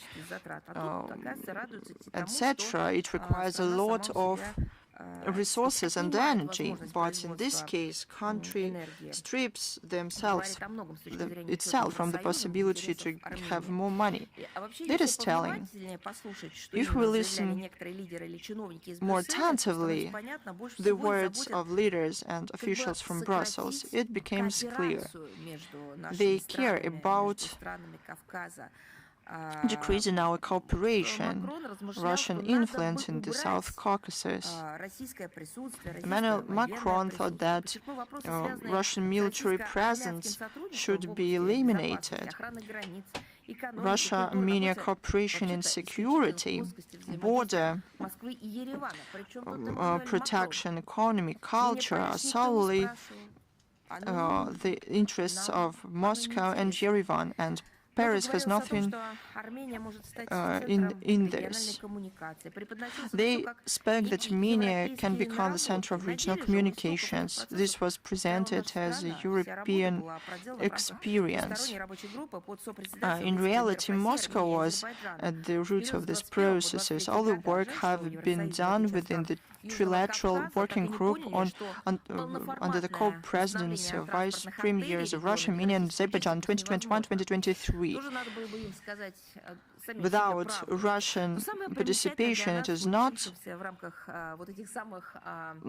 the full-fledged rebuilding of transport corridors is not possible.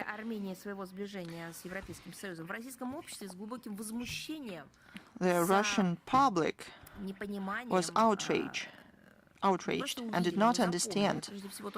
They first remembered the fact that we are used to consider Armenia as a friendly country, but it became the podium for the head of the Nazi Kyiv regime, who was received with quite hospitality in Yerevan.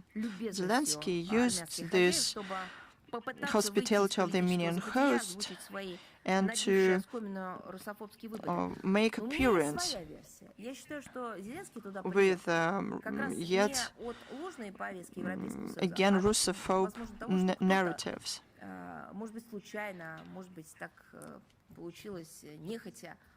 Some did it on purpose, some as coincidence, but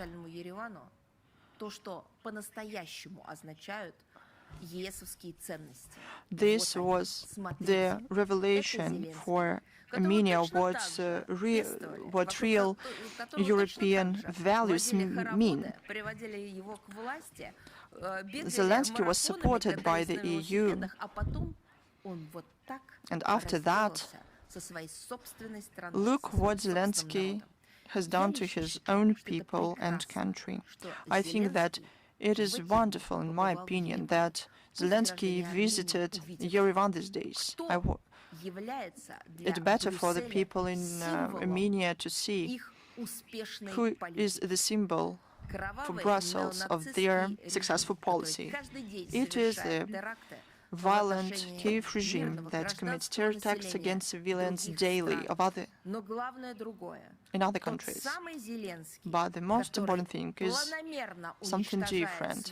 Zelenskyy destroys and kills its own country and people, Ukraine and the Ukrainian people. Without this example of our words, or wouldn't be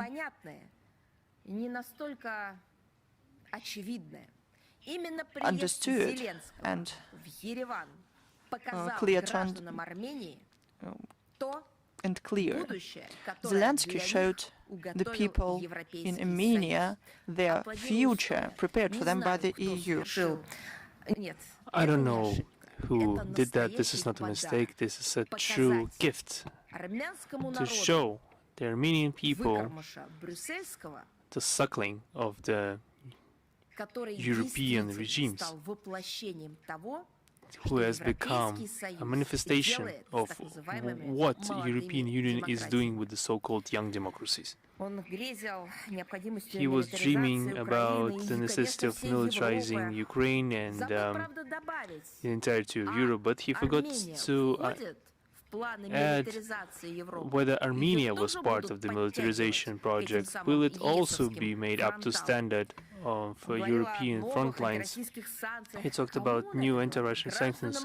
Who he was talking about that to? To the Armenian citizens who are cooperating with Russian businesses, create joint ventures with our citizens. Why didn't they add his speech by saying that anti-Russian sanctions will be directly damaging Armenian companies, Armenian citizens, Armenian businesses, and the well-being of Armenians? Why did they stay silent about that? They did, and the situation in itself demonstrated everything and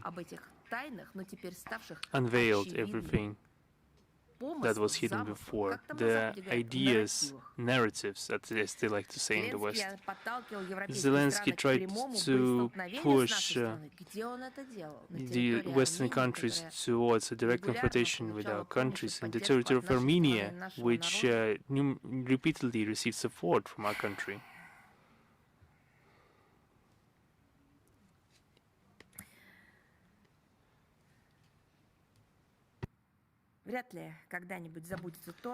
I doubt that anytime soon we forget that from the land of our ally,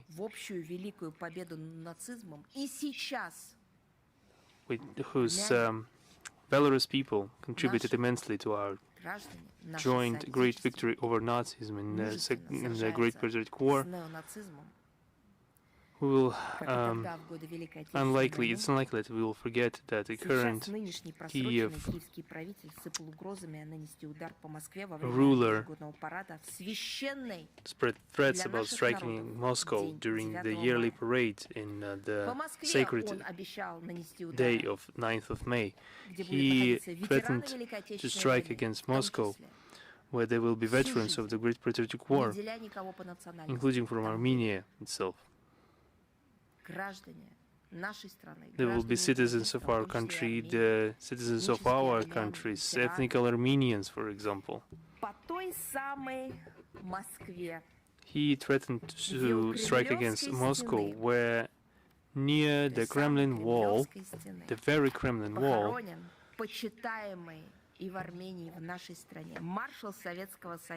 has a grave of Ivan Bagramyan, an Armenian-born military commander who is honored both in both our countries, and no one from among the Armenian political establishment didn't dare to say anything counter to Zelenskyy. And my question is, who are you supporting in the historical context?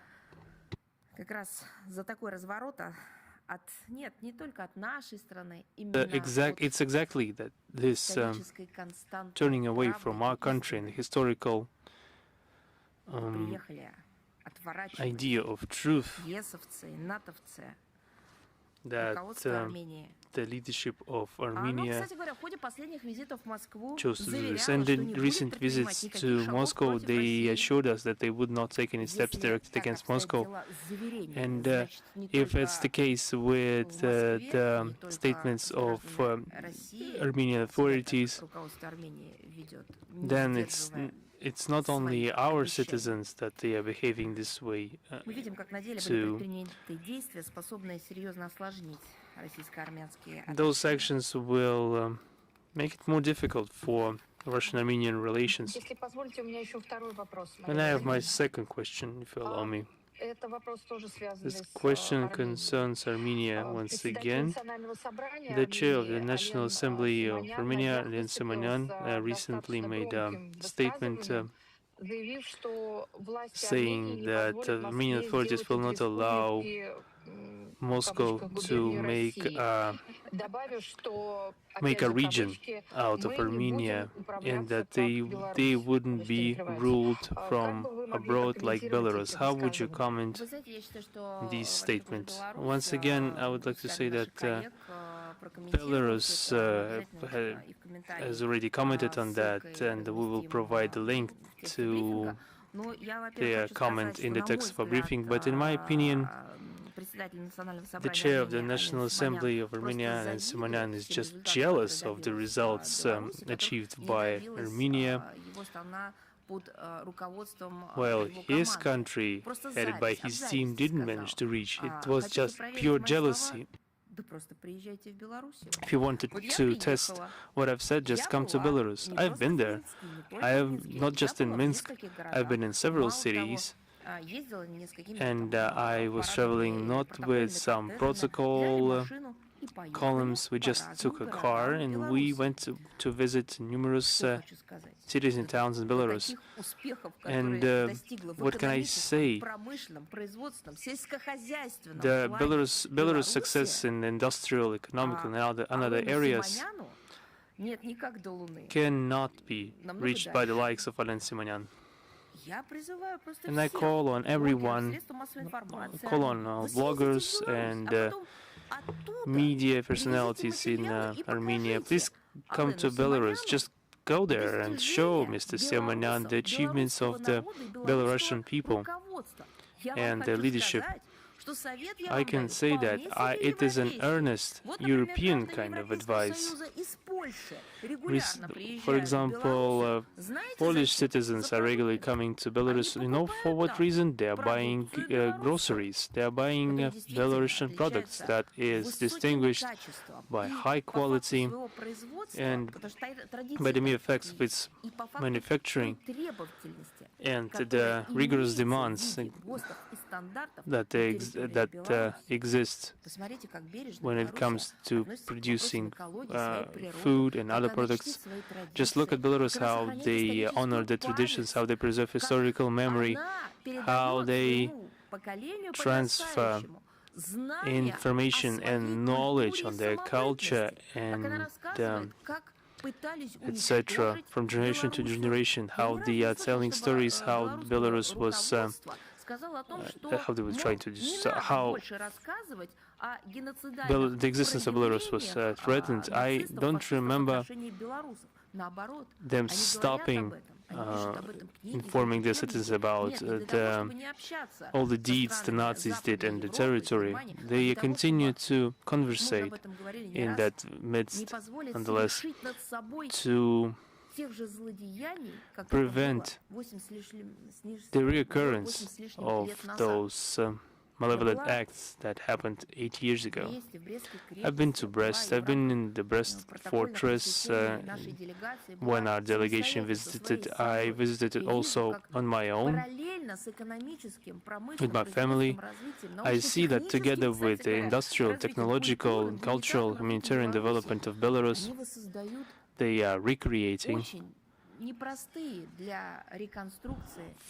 some memorials that are very difficult to reconstruct. Those memorials are linked with the heroic deeds of their people. And I see the opportunity and capability of the country to develop the media. Just look how IT technologies are developing in Belarus. Just look how sports are being developed. Everything that was said by Mr. Simonyan can be perceived uniquely as an inhuman jealousy in regards to the success of this country and the people that didn't do anything to offend him. Just go there and see for yourself. I did, and I formed my own opinion. And the second thing I would like to mention is that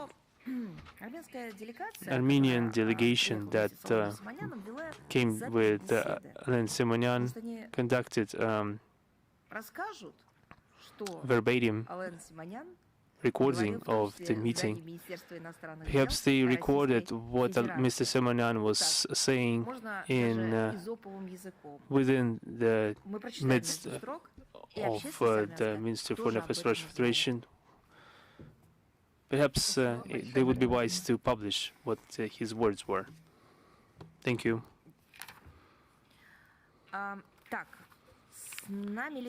Is Sputnik with us? Yes, good afternoon.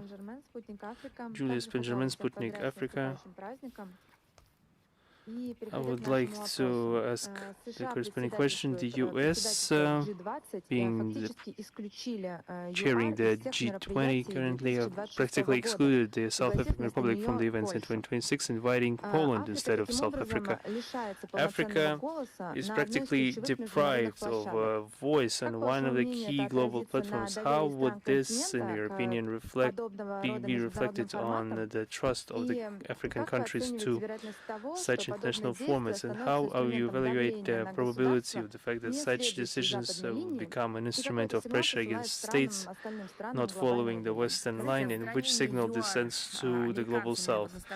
The deposition of the South African Republic by the United States in the unilateral format from the G20 processes violates the basic principles of the functioning of the G20 and the practice of adopting any decisions by consensus. The Washington's logic met resistance not only among the world majority countries, but also among its traditional allies that understand that those actions are fraught with bad consequences in the international arena.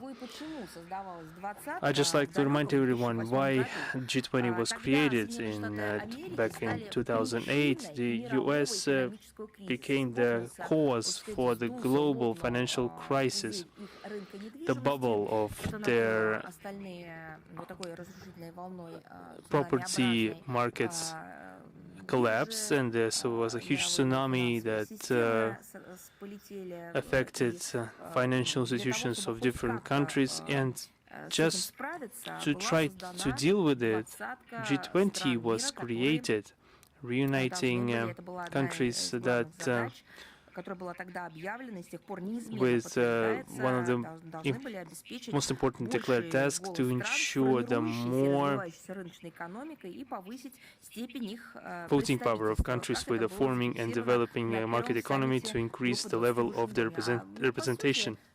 As was noted at the first summit of G20 in Washington, it was hoped that this would allow the world to overcome this monstrous financial crisis that was caused not by, I would like to say, American democracy, but no, rather American economical democracy.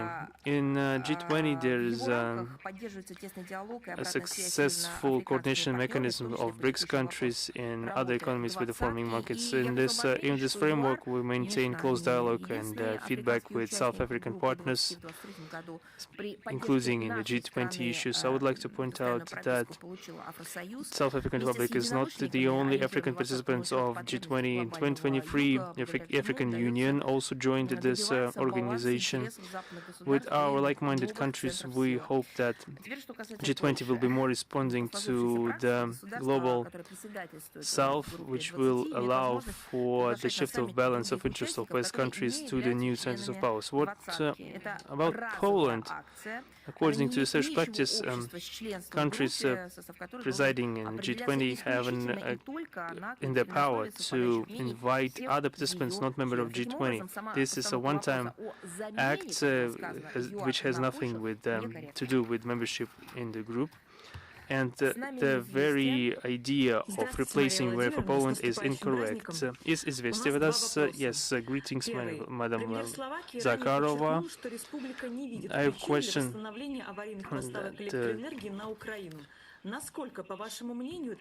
My question is that Slovakia doesn't see any obstructions, that they have no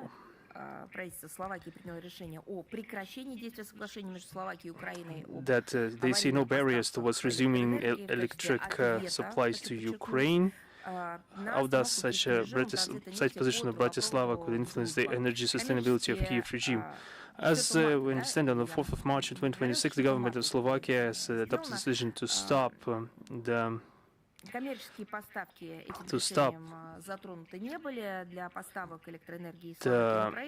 agreement between Slovakia and Ukraine about the emergency supply of electric energy as a response to the cessation of oil transit through the Druzhba oil pipeline. The commercial shipments have not been touched upon by this, but the share of electric energy from Slovakia to Ukraine is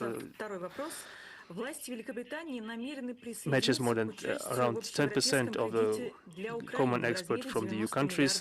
This means that such a resolution by Bratislava will not significantly influence the energy sustainability of Ukraine, but the signal is noted. My second question, that the UK's authorities are intending to join the common European loan for Ukraine with a total size of 90 billion euros. Keir Starmer has confirmed that he's intending to cooperate with EU in the military sphere. What do you think?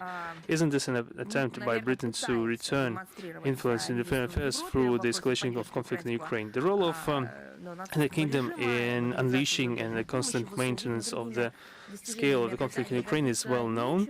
Even before the special military operation in London, they didn't conceal that they view this country as a geopolitical instrument intended against Russia. And throughout some years, the UK tried to demonstrate leadership in Europe when it comes to the support of Ukrainian puppet regime and mobilization of foreign aid to the AFU by bolstering and boosting the morale of their proteges in Kiev. The UK is trying to hold them to steer them in the anti-Russian course, which is detrimental to them, and trying to raise the stakes. They are also pushing the EU partners and NATO to a dangerous brink, which could result in a new global conflict. I would like to point out that the failing Ukrainian project is being used by them to improve their own positions in Europe that have been shaken after Brexit. Perhaps they are not ready to cooperate in Brussels on the socio-economic and law enforcement questions their interest, and thus we see that the British authorities are trying to find those spheres that could give some political or compensatory dividends to London. They should understand, and I mean the European countries part of the EU, perhaps they should understand that the authorities of the UK that are not even in the first league of world policy anymore cannot really handle all the weight of responsibility that they're trying to take upon themselves, and they are not really realizing the destructive and catastrophic consequences of the destructive policy for international and regional security. If we see this is not bringing any positive results, but only destruction, if we eliminate all embellishments, we could only see that there are just provoking more and more continuation of clashes, and they're trying to conceal their predatory and egoistical desires by this. This is only confirming the fact that London is not interested in settling the situation in Ukraine and are doing everything in their power to protract the bloodshed. The British authorities are using their policy not to leave the Kyiv regime any chance to come out of the conflict through negotiations, but they are, as usual, arrogant and self-confident in protracting the suffering of the Ukrainian peoples, and they are not. They are doing everything to say that they are supporting the democratic future in Ukraine, but they are just protracting, just spending time to damage Ukraine as much as possible and then to take possession of everything that remains. Thank you. Is RT with us? Yes, RT Balkans. I would like to wish you have a happy upcoming holiday. We have one question that the president of the Council of Independent Social Democrats, Milorad Dodik, stated that on the 7th of May he will be headed to Moscow, where on 9th of May he will take part in the military parade dedicated to Victory Day. How would you comment his presence during the Victory Day, and what does it mean for the relations between Republika Srpska and Russia? High delegation from the friendly Republic Srpska will yet again participate in the events dedicated to the Victory Day in Moscow this year. I would like to get back to this issue after the events. They will be covered widely. But if I may, I'll talk about it later. Yes, thank you. Is Xinhua with us? Good afternoon, Madam Zakharova. China recently blocked the implementation of the sanctions against 5 Chinese companies that allegedly traded Iranian oil. The Chinese government opposes unilateral sanctions adopted without the endorsement of the United Nations, and it has no grounds in the international law. What's Russian opinion about the steps of China? We express full solidarity with our Chinese friends. We think that process of emergence of a more just and sustainable multiple world order has no alternative. We reject aggressive policy of a number of countries in the logic of hegemonism and neocolonial mindset. We reject attempts to defend their privileges through limiting sovereignty of independent countries, peoples, and states. These rules were made up not in Beijing but in Washington. But when Washington started to lose under their own rules to other countries, the United States decided to change their plans, to change their policy, to change the rules of the game. Such discriminatory measures and illegal trade limitations are harmful not only to exchange of trades between certain countries. They destroy global trade and economic cooperation. Trade and logistics chains lead to fragmentation of global trade. All this situation, in my opinion, can be described with a Russian word that warns not to set traps to others, or you'll be trapped yourself. We welcome the decision of the government of China. Since 2010, it's been our major trade partner. We condemn such unilateral trade limitations. They are legitimate. I'll underline that yet again. We will continue closely coordinate our steps with our Chinese friends in the international arena to minimize consequences of economic restrictions from our common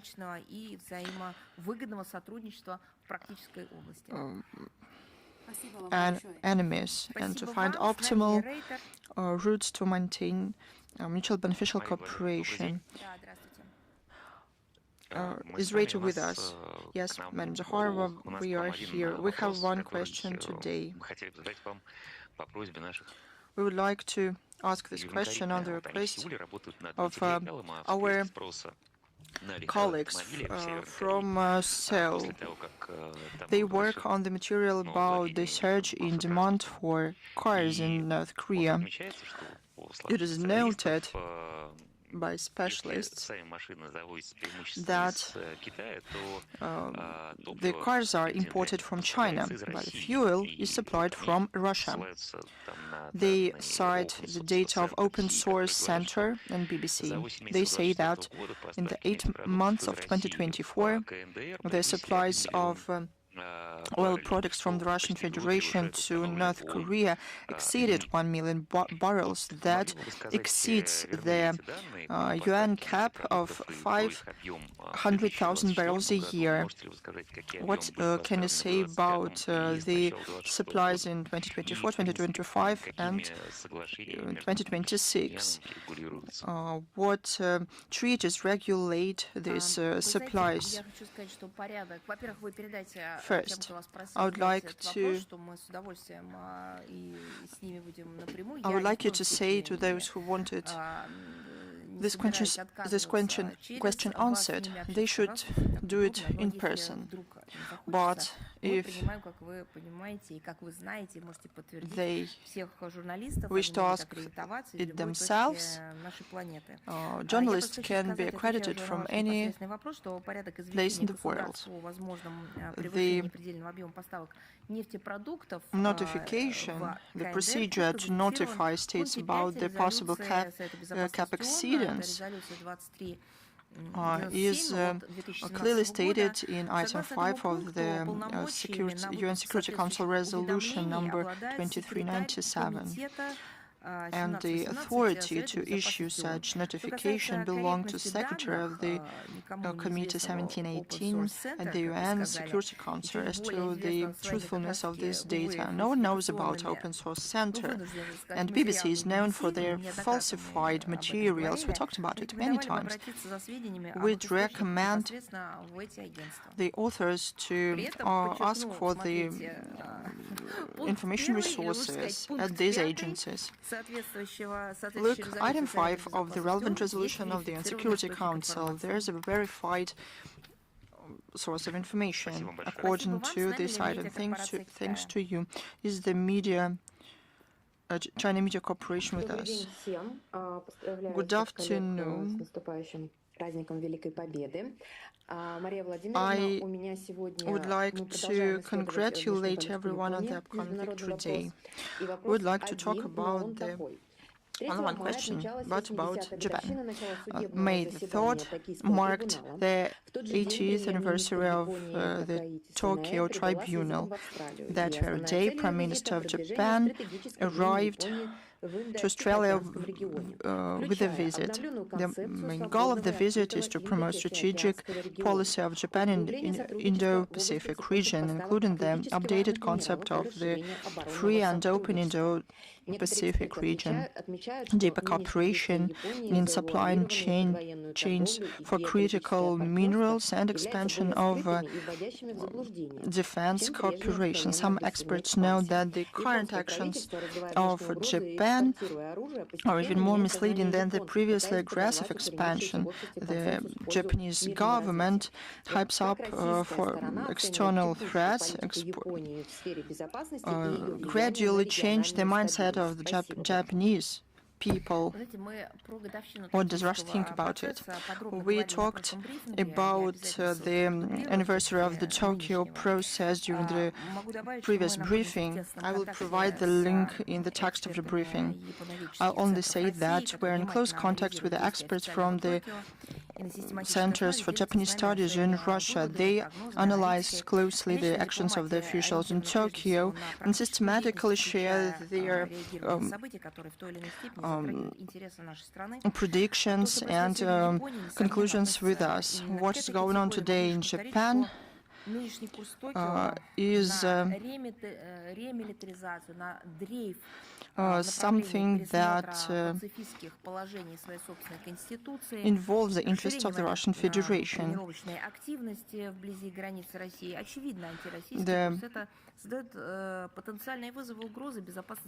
The actions of Tokyo create potential threats and challenges to the security of our country in the Far East.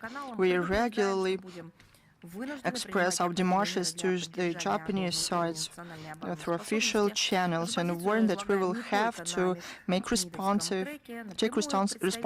measures.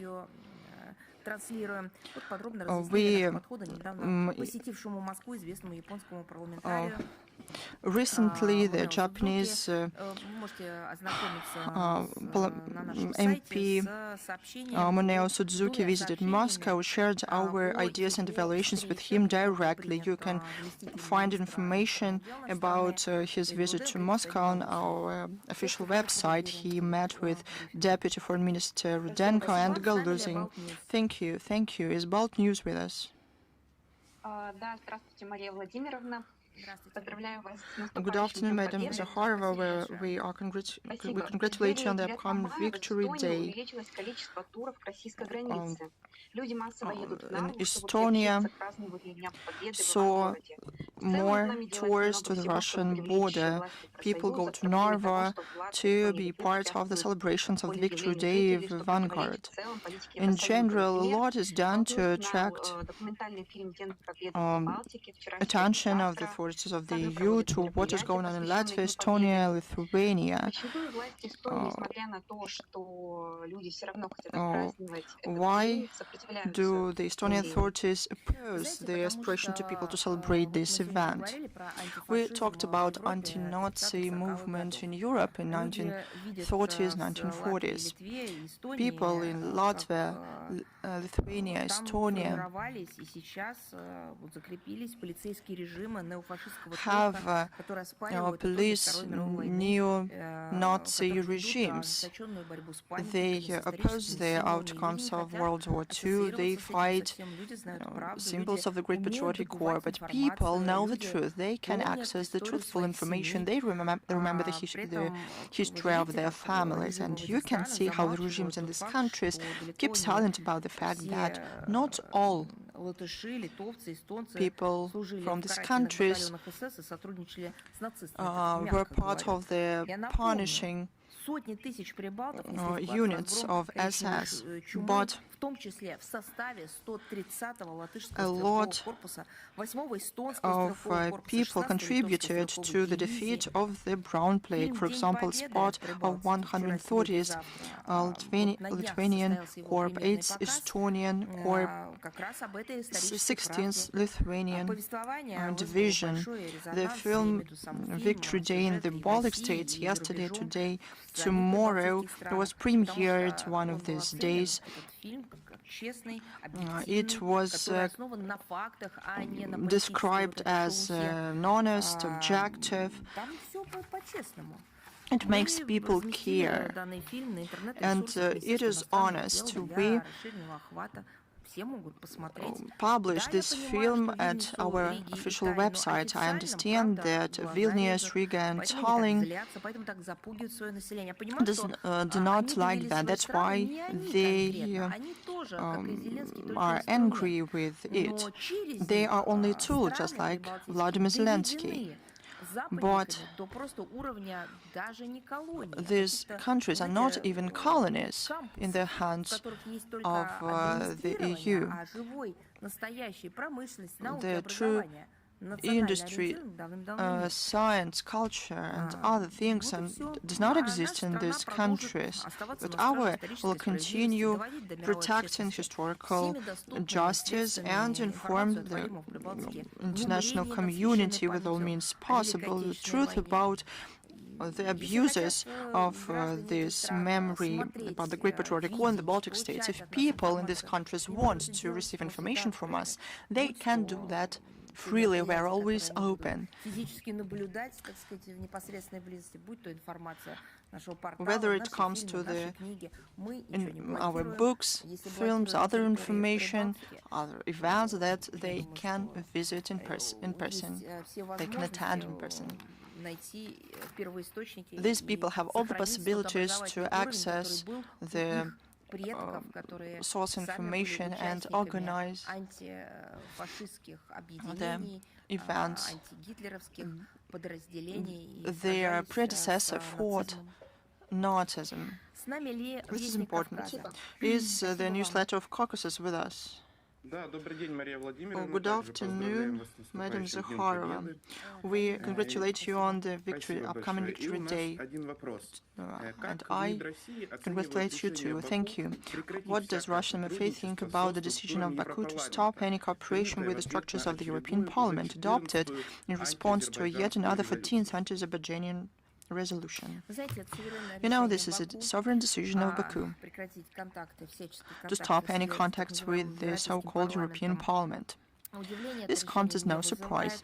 Azerbaijan is not the only state that faces disrespect of the structure, direct interference into internal affairs of sovereign states. The resolution is anti-scientific. It is not only politicized, they are fake. This structure rubber stamps these resolutions as a broken printer machine. They have a mentor tone, just like a metropolitan city talks to their colonies. It's just like Napoleon in the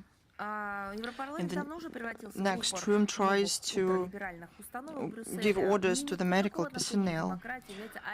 Today, the European Parliament is anti-democratic in its essence. This platform has become one more center to incite phobias, aggressions, fake spreading, fighting freedom of speech, falsification and manipulation of history under the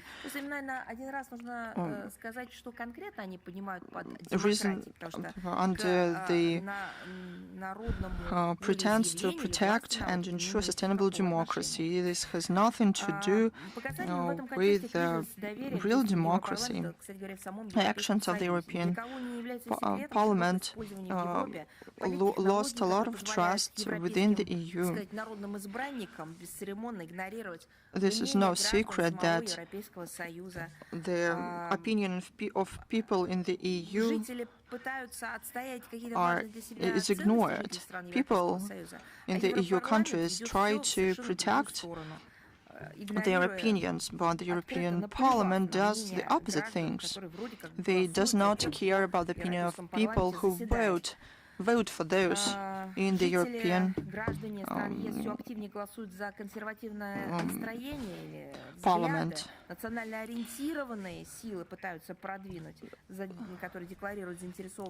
Those who want more respectful relations in Europe, where the global majority want to come to power, but they are prevented from that.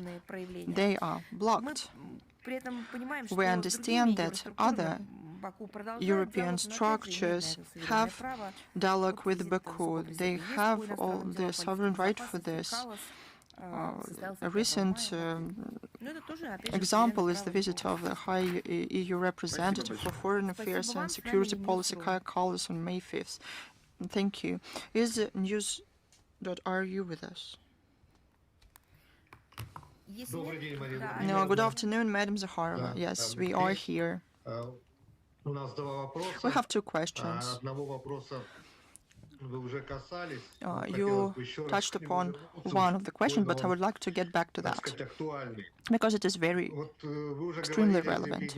You talked about the statement of Vladimir Zelenskyy in Yerevan on May 4th, about the threats to strike with drones against the victory parade in the Red Square on May 9th. Wasn't our yesterday's commentary enough? But are these statements considered to be direct planning of a terrorist attack? And what does Russia do preventively?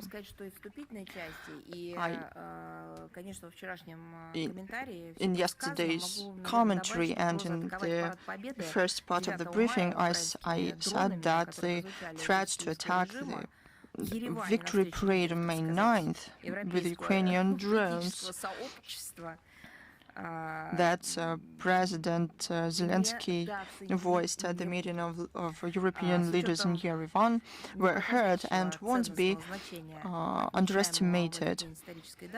Given the value of this historical date, the plans to use drones during a parade seem cynical only those who does not understand the mechanics of the creation of the Kyiv regime and how it is used, how it works.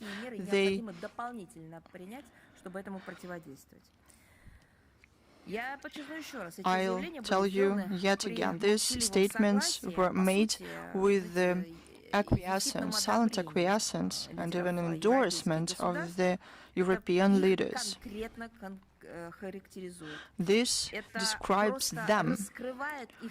This shows their plans and reveals the cards that they had before that. This is exactly what they wanted. In the central square of the Russian capital, there will be people paying respects to those who have perished fighting the German invaders. People will be celebrating the victory over the enemy, namely the veterans will be celebrating. The veterans of the Second World War and the invited heads of foreign states. Numerous guests, civilians, onlookers from our country and abroad.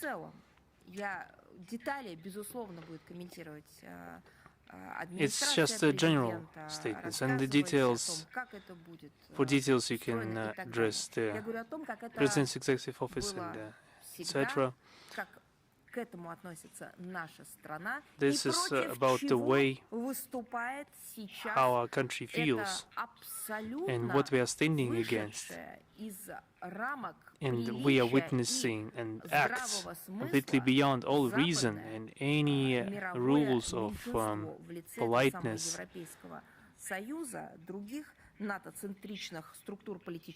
And this is being propagated by the NATO-centric structures. Вот этим оскалом, страшной мордой стал Зеленский. Поэтому открытые угрозы Зеленского So the open threats by Zelensky to attack Moscow and the victory parade, this is a threat to the entirety of world community. That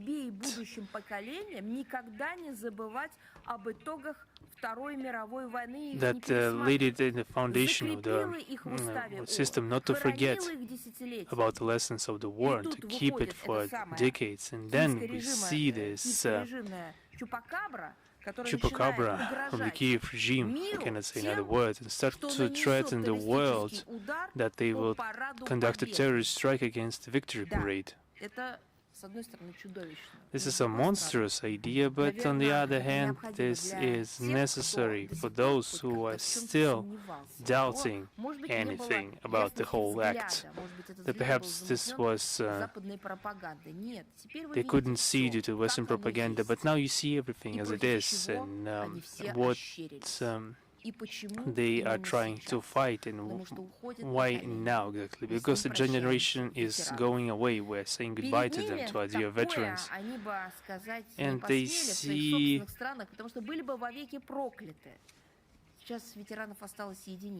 we see that there are not enough veterans, and they've unleashed their revanchism. They're trying to infringe upon the memory of their own generation of anti-fascists and the veterans of the Second World War.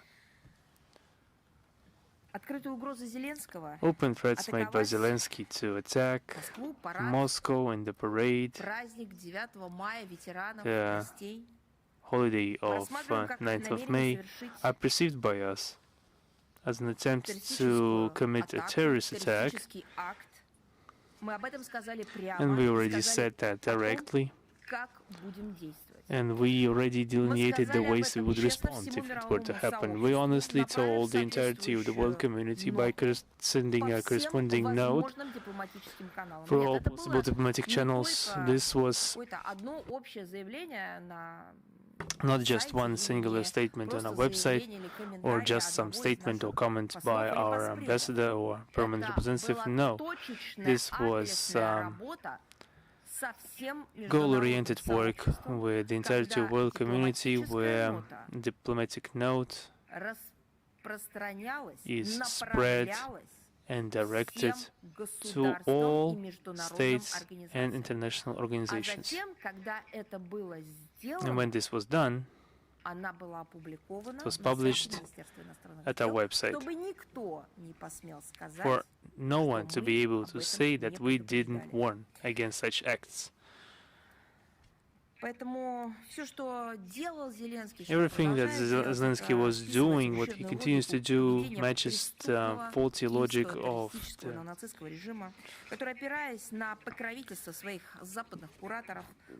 Zelenskyy regime is not even hiding their culpability in the terrorist attacks. They are parading it. They are receiving money for that. Tranches, weapons and political support. Illicit attacks against Russian civil infrastructure and peaceful population are being conducted in their desire to create popular response. They're trying to sow panic, create chaos. They're trying to scare the population. This is a terrorist logic, and they're not even hiding it. The Westerners tried to cover this with the veil of some autumn leaves. They tried to embellish upon it. But what they did in Yerevan, you cannot hide it by any means. This has already been laid in the annals of history.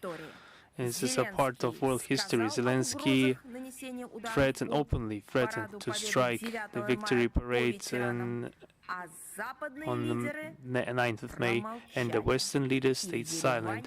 And in Yerevan, no one stopped him.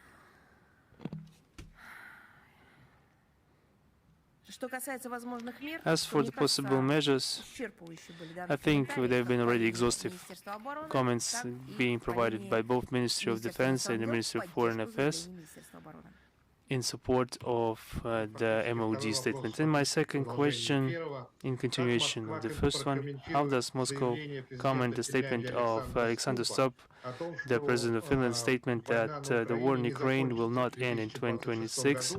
And that negotiations reached a dead end? How does Russia evaluate its position of European leaders? Is it a conscious policy of protracting the conflict? If you allow me, I give additional attention to this question and Mr. Stubb separately. There are a lot of things that can be said, providing historical parallels, and remind everyone of what. Thank you. I would like to congratulate through you the entirety of the collective Ministry of Foreign Affairs, and I have to wish them all the best. And the same to you. Thank you. Is Kyoda Tsusin with us? Yes, Madam Zakharova, I have a question about relations between Japan and Russia. As you know, recently Japanese MP Suzuki Muneo went to Moscow, and there's been information appearing about the meeting between Deputy Minister Mr. Yurudenko and his meeting with Mr. Galuzin. And in the aftermath of this meeting, Mr. Rudenko said that if the Japanese side is willing, a meeting could be organized in the framework of the meeting of Minister of Foreign Affairs of ASEAN, which will take place in Manila in July this year in the Philippines. If such a meeting is requested, it could be organized. But this information has been mentioned by only the MP Suzuki Muneo, but could you confirm that or not? And are there any conditions from the Russian side to conduct the meeting of the Minister of Foreign Affairs of Japan and Russia? Because there have been such meetings since September 2021. It's my humble request for your commentary, and I would also like to wish you a happy upcoming holiday. On the part of official Tokyo, there haven't been any requests on the organization of Russian-Japanese meetings of a high level on the sidelines of international events. Of course, if we receive such a request, we will be duly taking it into account. So, for now, there's no sense in giving any comments on this question, including the possible agenda. There's no sense in that. Once again, confirm that way to resume full-fledged interstate dialogue with Japan will open if the Japanese leadership will reject in kind the current hostile course towards our country and will support it with concrete steps. This will be confirmed by their actions. The very position was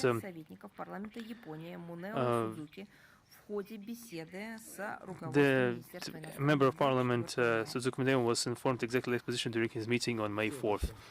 Thank you. Is TV Plus with us? Yes, Madam Zakharova, Tbilisi is with you right now. Madam Zakharova already witnessed what is going on in Germany. I just wanted to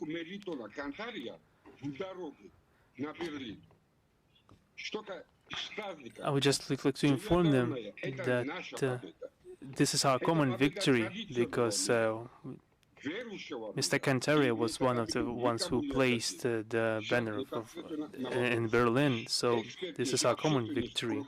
In the experts, now my question, the experts in the public circles, there are now talks about necessity of conducting a third stage of forum dedicated to Russian-Georgian relations in Moscow with an extended complement of participants, politicians, journalists, and religious officials, not only from Georgia but the entire world. Considering that the fact that this initiative has already found its support in the State Duma, and particularly in the CIS Affairs Committee,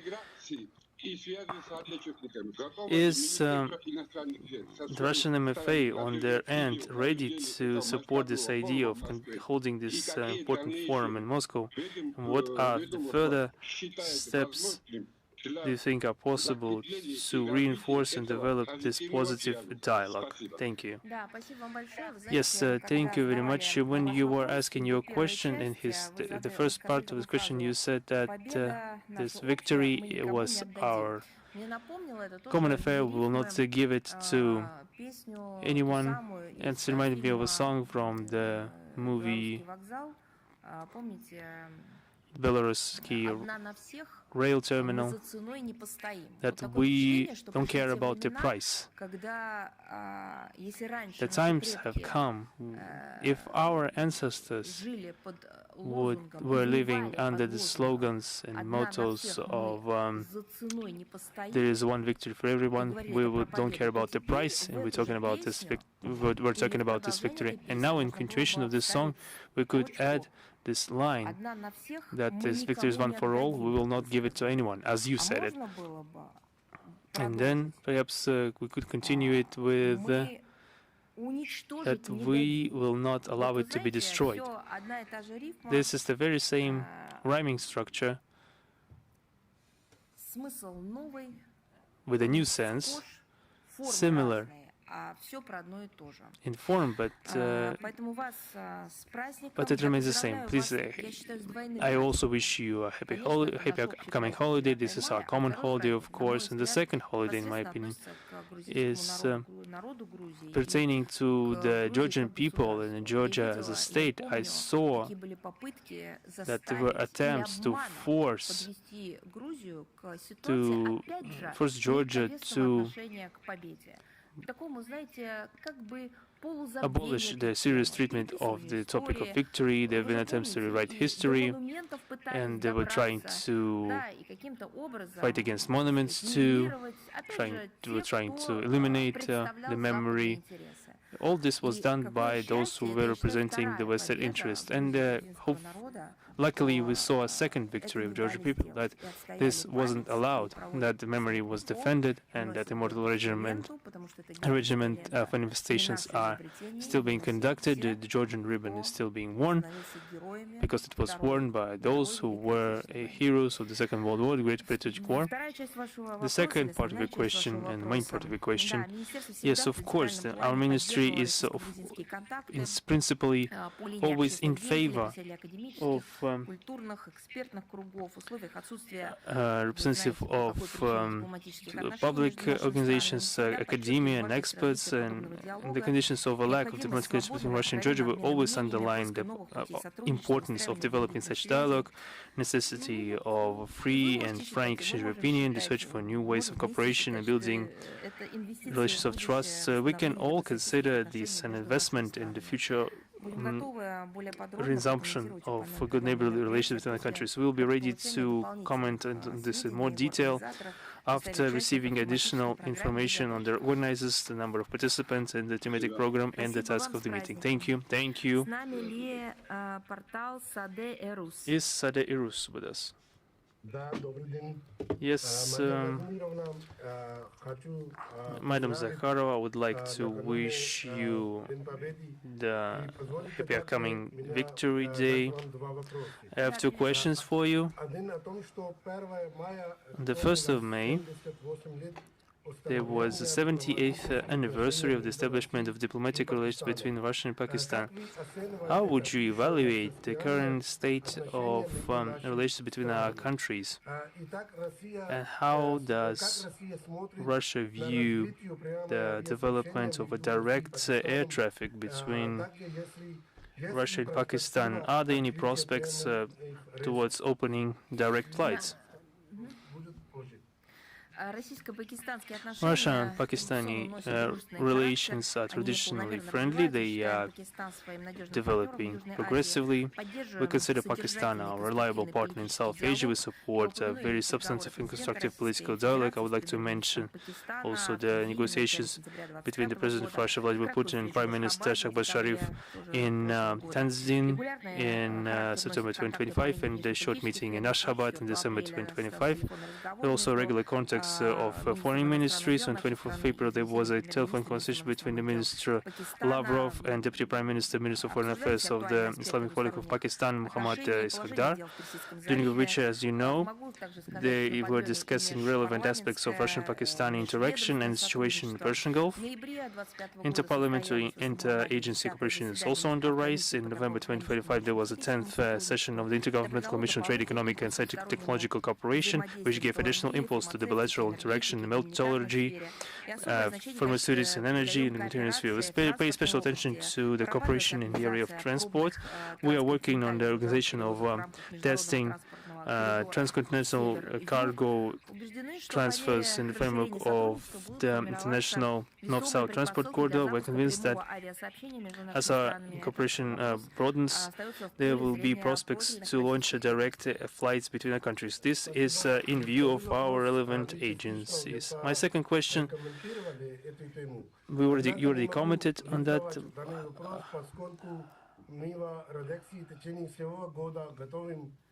We have been preparing materials about the Great Patriotic War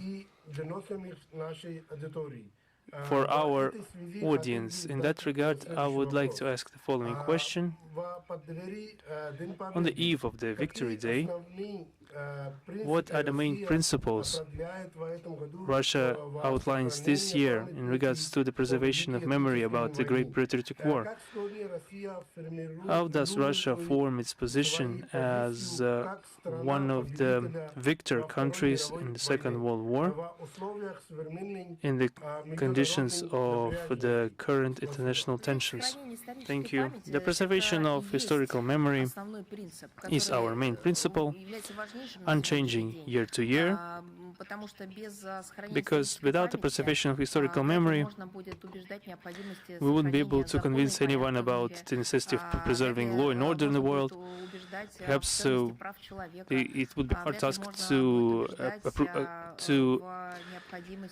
ensure everyone about the necessity of human rights, etc., and the right approach to dealing with the traditional values. This is all founded upon historical truth. Exact examples of dehumanization that the world witnessed in the 20th century: gas chambers, segregation of persons according to racial principle, the extermination of different peoples and nationalities. This is all monstrous crimes conducted by German Nazis and Japanese militaries. We will not forget that. We will continue to tell everyone that there are human rights, that you need to be good, that you should fight for peace. And if it's forgotten, we will not be able to do that, because the memory of those who fought for this peace and for human rights, if this memory is forgotten, we will not be able to tell about errors humanity made and the feats of humanity. Just the fact that the other part of humanity also committed crimes. This is our main principle, namely the preservation of historical memory. Its importance is only growing more relevant. As one of the victorious countries, we took part in the post-war settlement, including the creation of UN, the Nuremberg Tribunal, and the forming of international legal framework of relations. Also in the decolonization process, which only became possible after the Allied coalition was victorious over the Third Reich and all of its satellites. Our country, as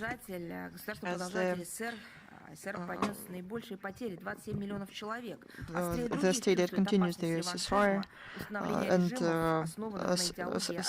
sustained the most losses, 27 million people, feels the danger of this approach the most.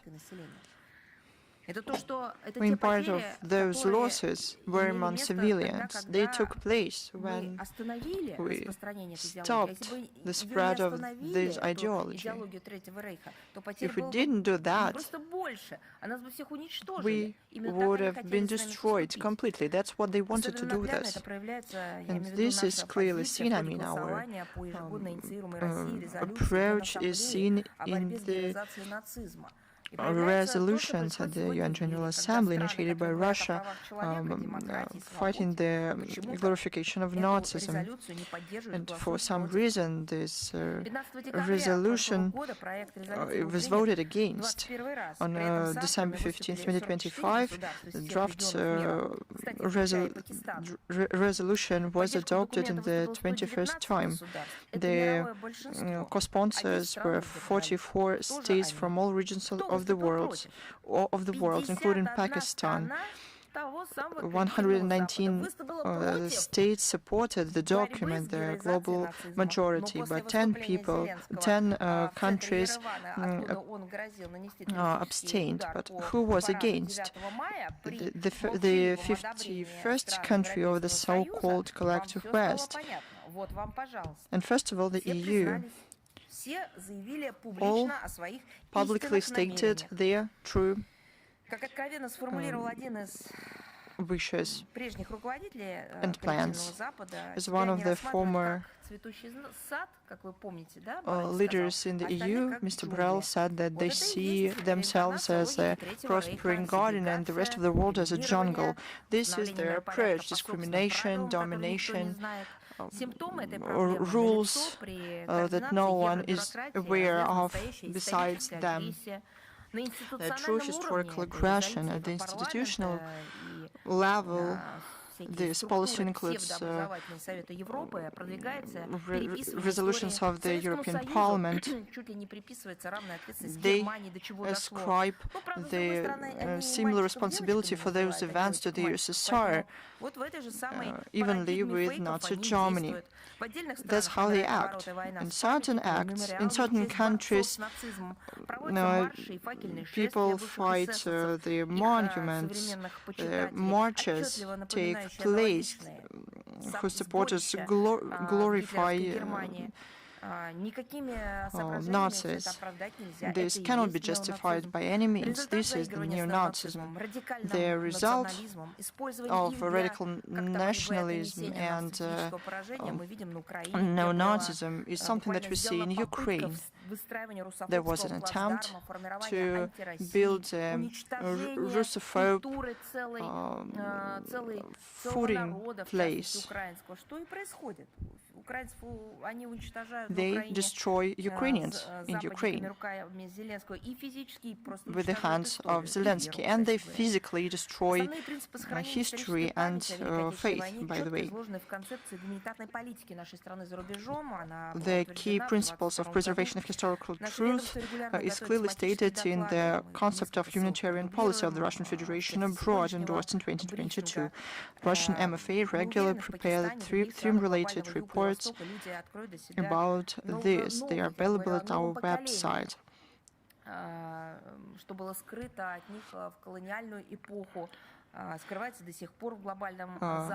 The truth is still hidden from a lot of people in the West, and we have to join our efforts. Otherwise, our history will be rewritten, will be destroyed. Is Lenta.ru with us? Thank you.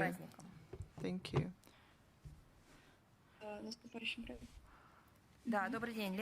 Good afternoon, Lenta.ru. We have 3 questions for you today. If I may. Just a second. We have 3 questions. On May 4th, Austria declared 3 Russian diplomats persons non grata because of a lot of antenna on the roof of the embassy that ostensibly can be used for spying. Are there any signs, any reasons to be afraid of similar things happening in Moscow? If we judge by antennas, let's look at the number of antennas at the embassies of unfriendly regimes in Moscow. In general, I commented on this in the first part of the briefing. Thank you. Prime Minister of Finland, Petri Orno, was unhappy with the violation of the airspace of the Republic by Ukrainian drones. What do you think about it? I don't know what they don't like about it. They finance those drones. They provide means and technologies for that. NATO create things. They produce those drones, and now they don't like that. This is how the European elites work. They express their unhappiness, but does nothing to stop that. Finland continues to build up supplies of armaments, including lethal, to the Kyiv regime. The total volume of those supplies today is about 3.2 billion euros.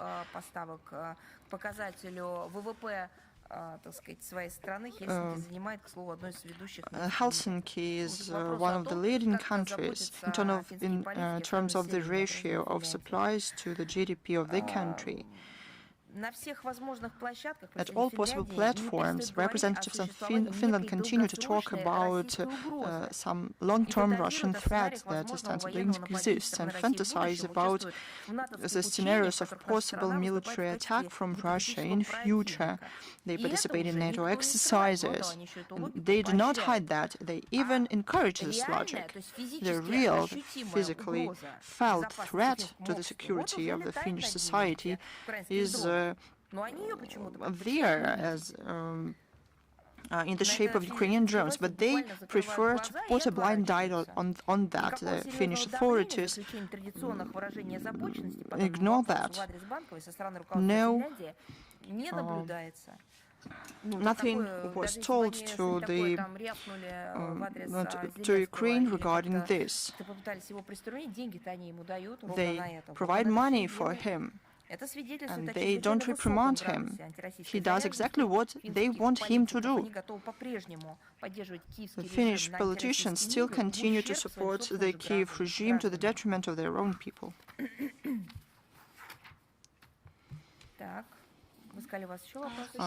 You said that you have one more question. Yes, exactly, one more question.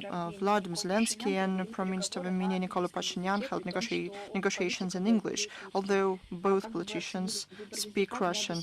What can you say about that? You know, this is cheap performance, and I mean it.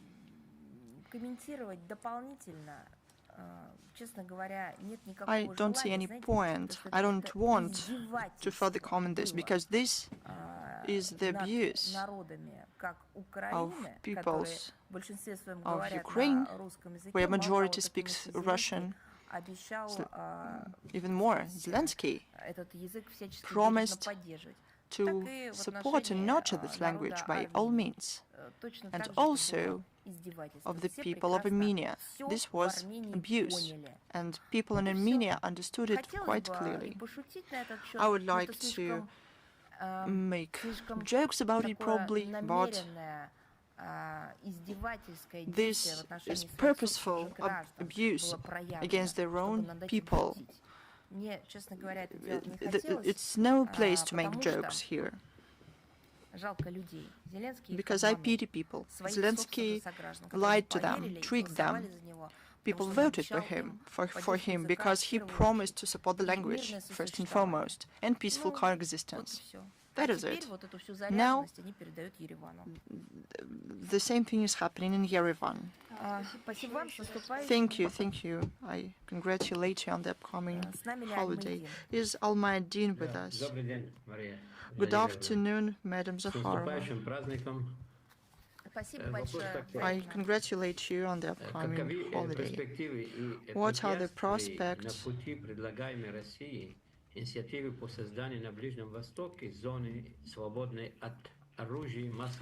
and obstacles for the Russian initiatives to create a zone free of weapons of mass destruction in the Middle East? What does Russia do to promote this?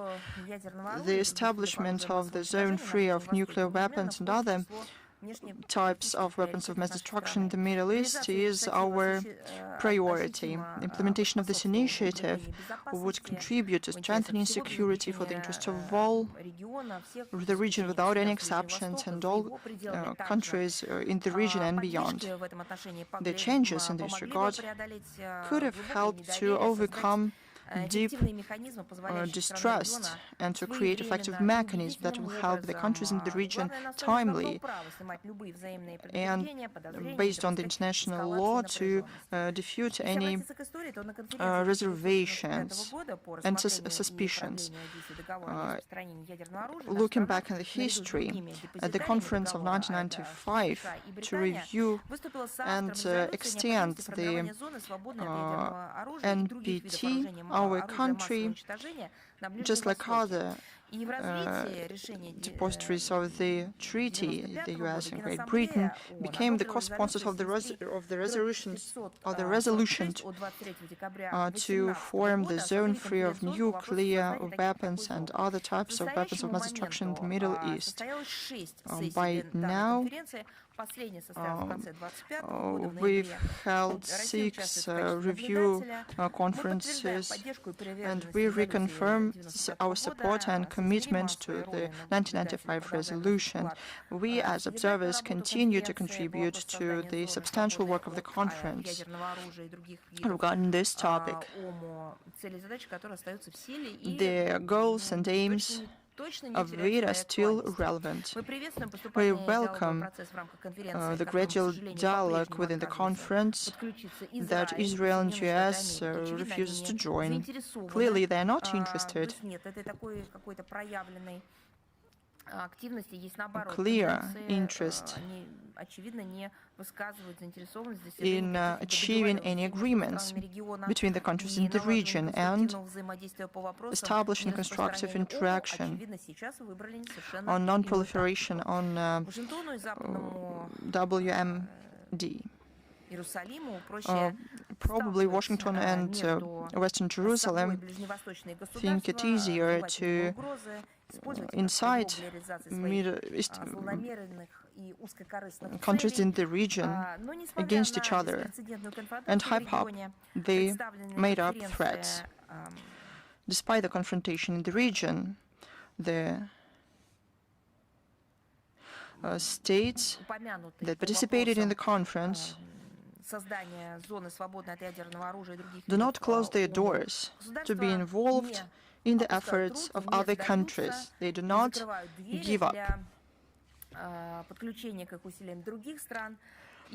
We expect that the event that started in New York on April 27th, the 11th review conference of the NPT treaty, will contribute and help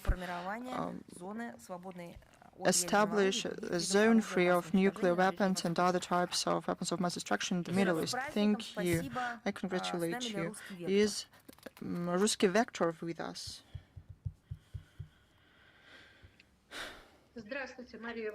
Good afternoon, Madam Zakharova. Russian Vector, Tatiana Plotnikova. I congratulate you on the upcoming holiday.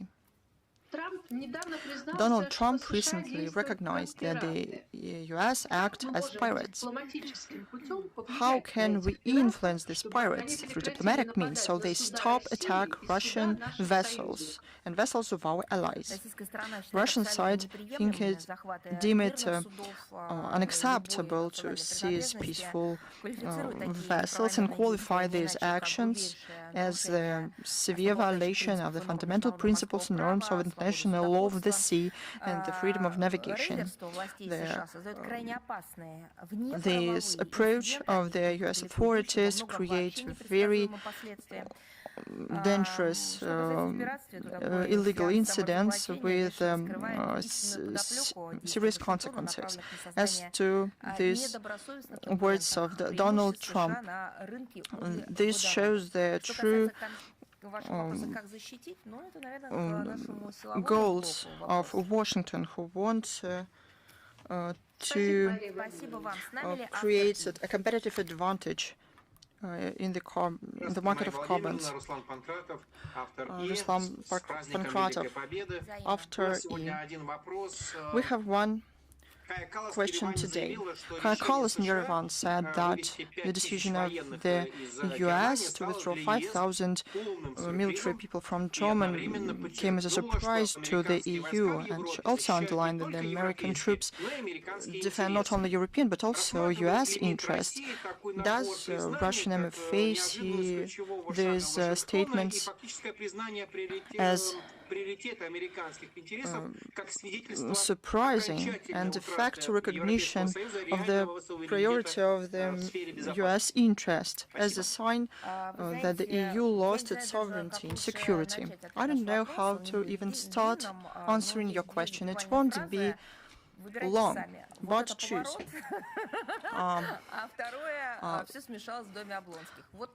Here's what happened. The first phrase, the second, everything is turned upside down in the Oblonsky house, as Leo Tolstoy wrote. What does NATO do when you gather for summits? You had a lot of get-togethers. Didn't you tell each other about the huge dislocations of the U.S. troops, where they will be redirected and redeployed? What we're talking about then? What is going on in the NATO headquarters and in Brussels and EU corridors? What is going on there? But we know the answer. There is no solidarity, not just because we like that or we want that. This is just a fact. the EU and NATO have no solidarity. There is a dictatorship led by the USA, or Anglo-Saxon duo, I may say, and they do only what is beneficial for them. бездумная, я бы сказала раньше, сейчас уже безумная, crazy, бессознательная, западноевропейская, они просто согнали под один даже не зонтик, а в одно стойло, чтобы им было удобно управлять. Никакой информации, ни с какой кайкалос, никто в НАТО, ЕС, в Вашингтоне или Лондоне не собирался даже делиться. Она нужна для другого. Она нужна для anything with Kai Kallas or anything or anyone in the EU. They need only to voice Russophobe narratives, to do all the dirty work.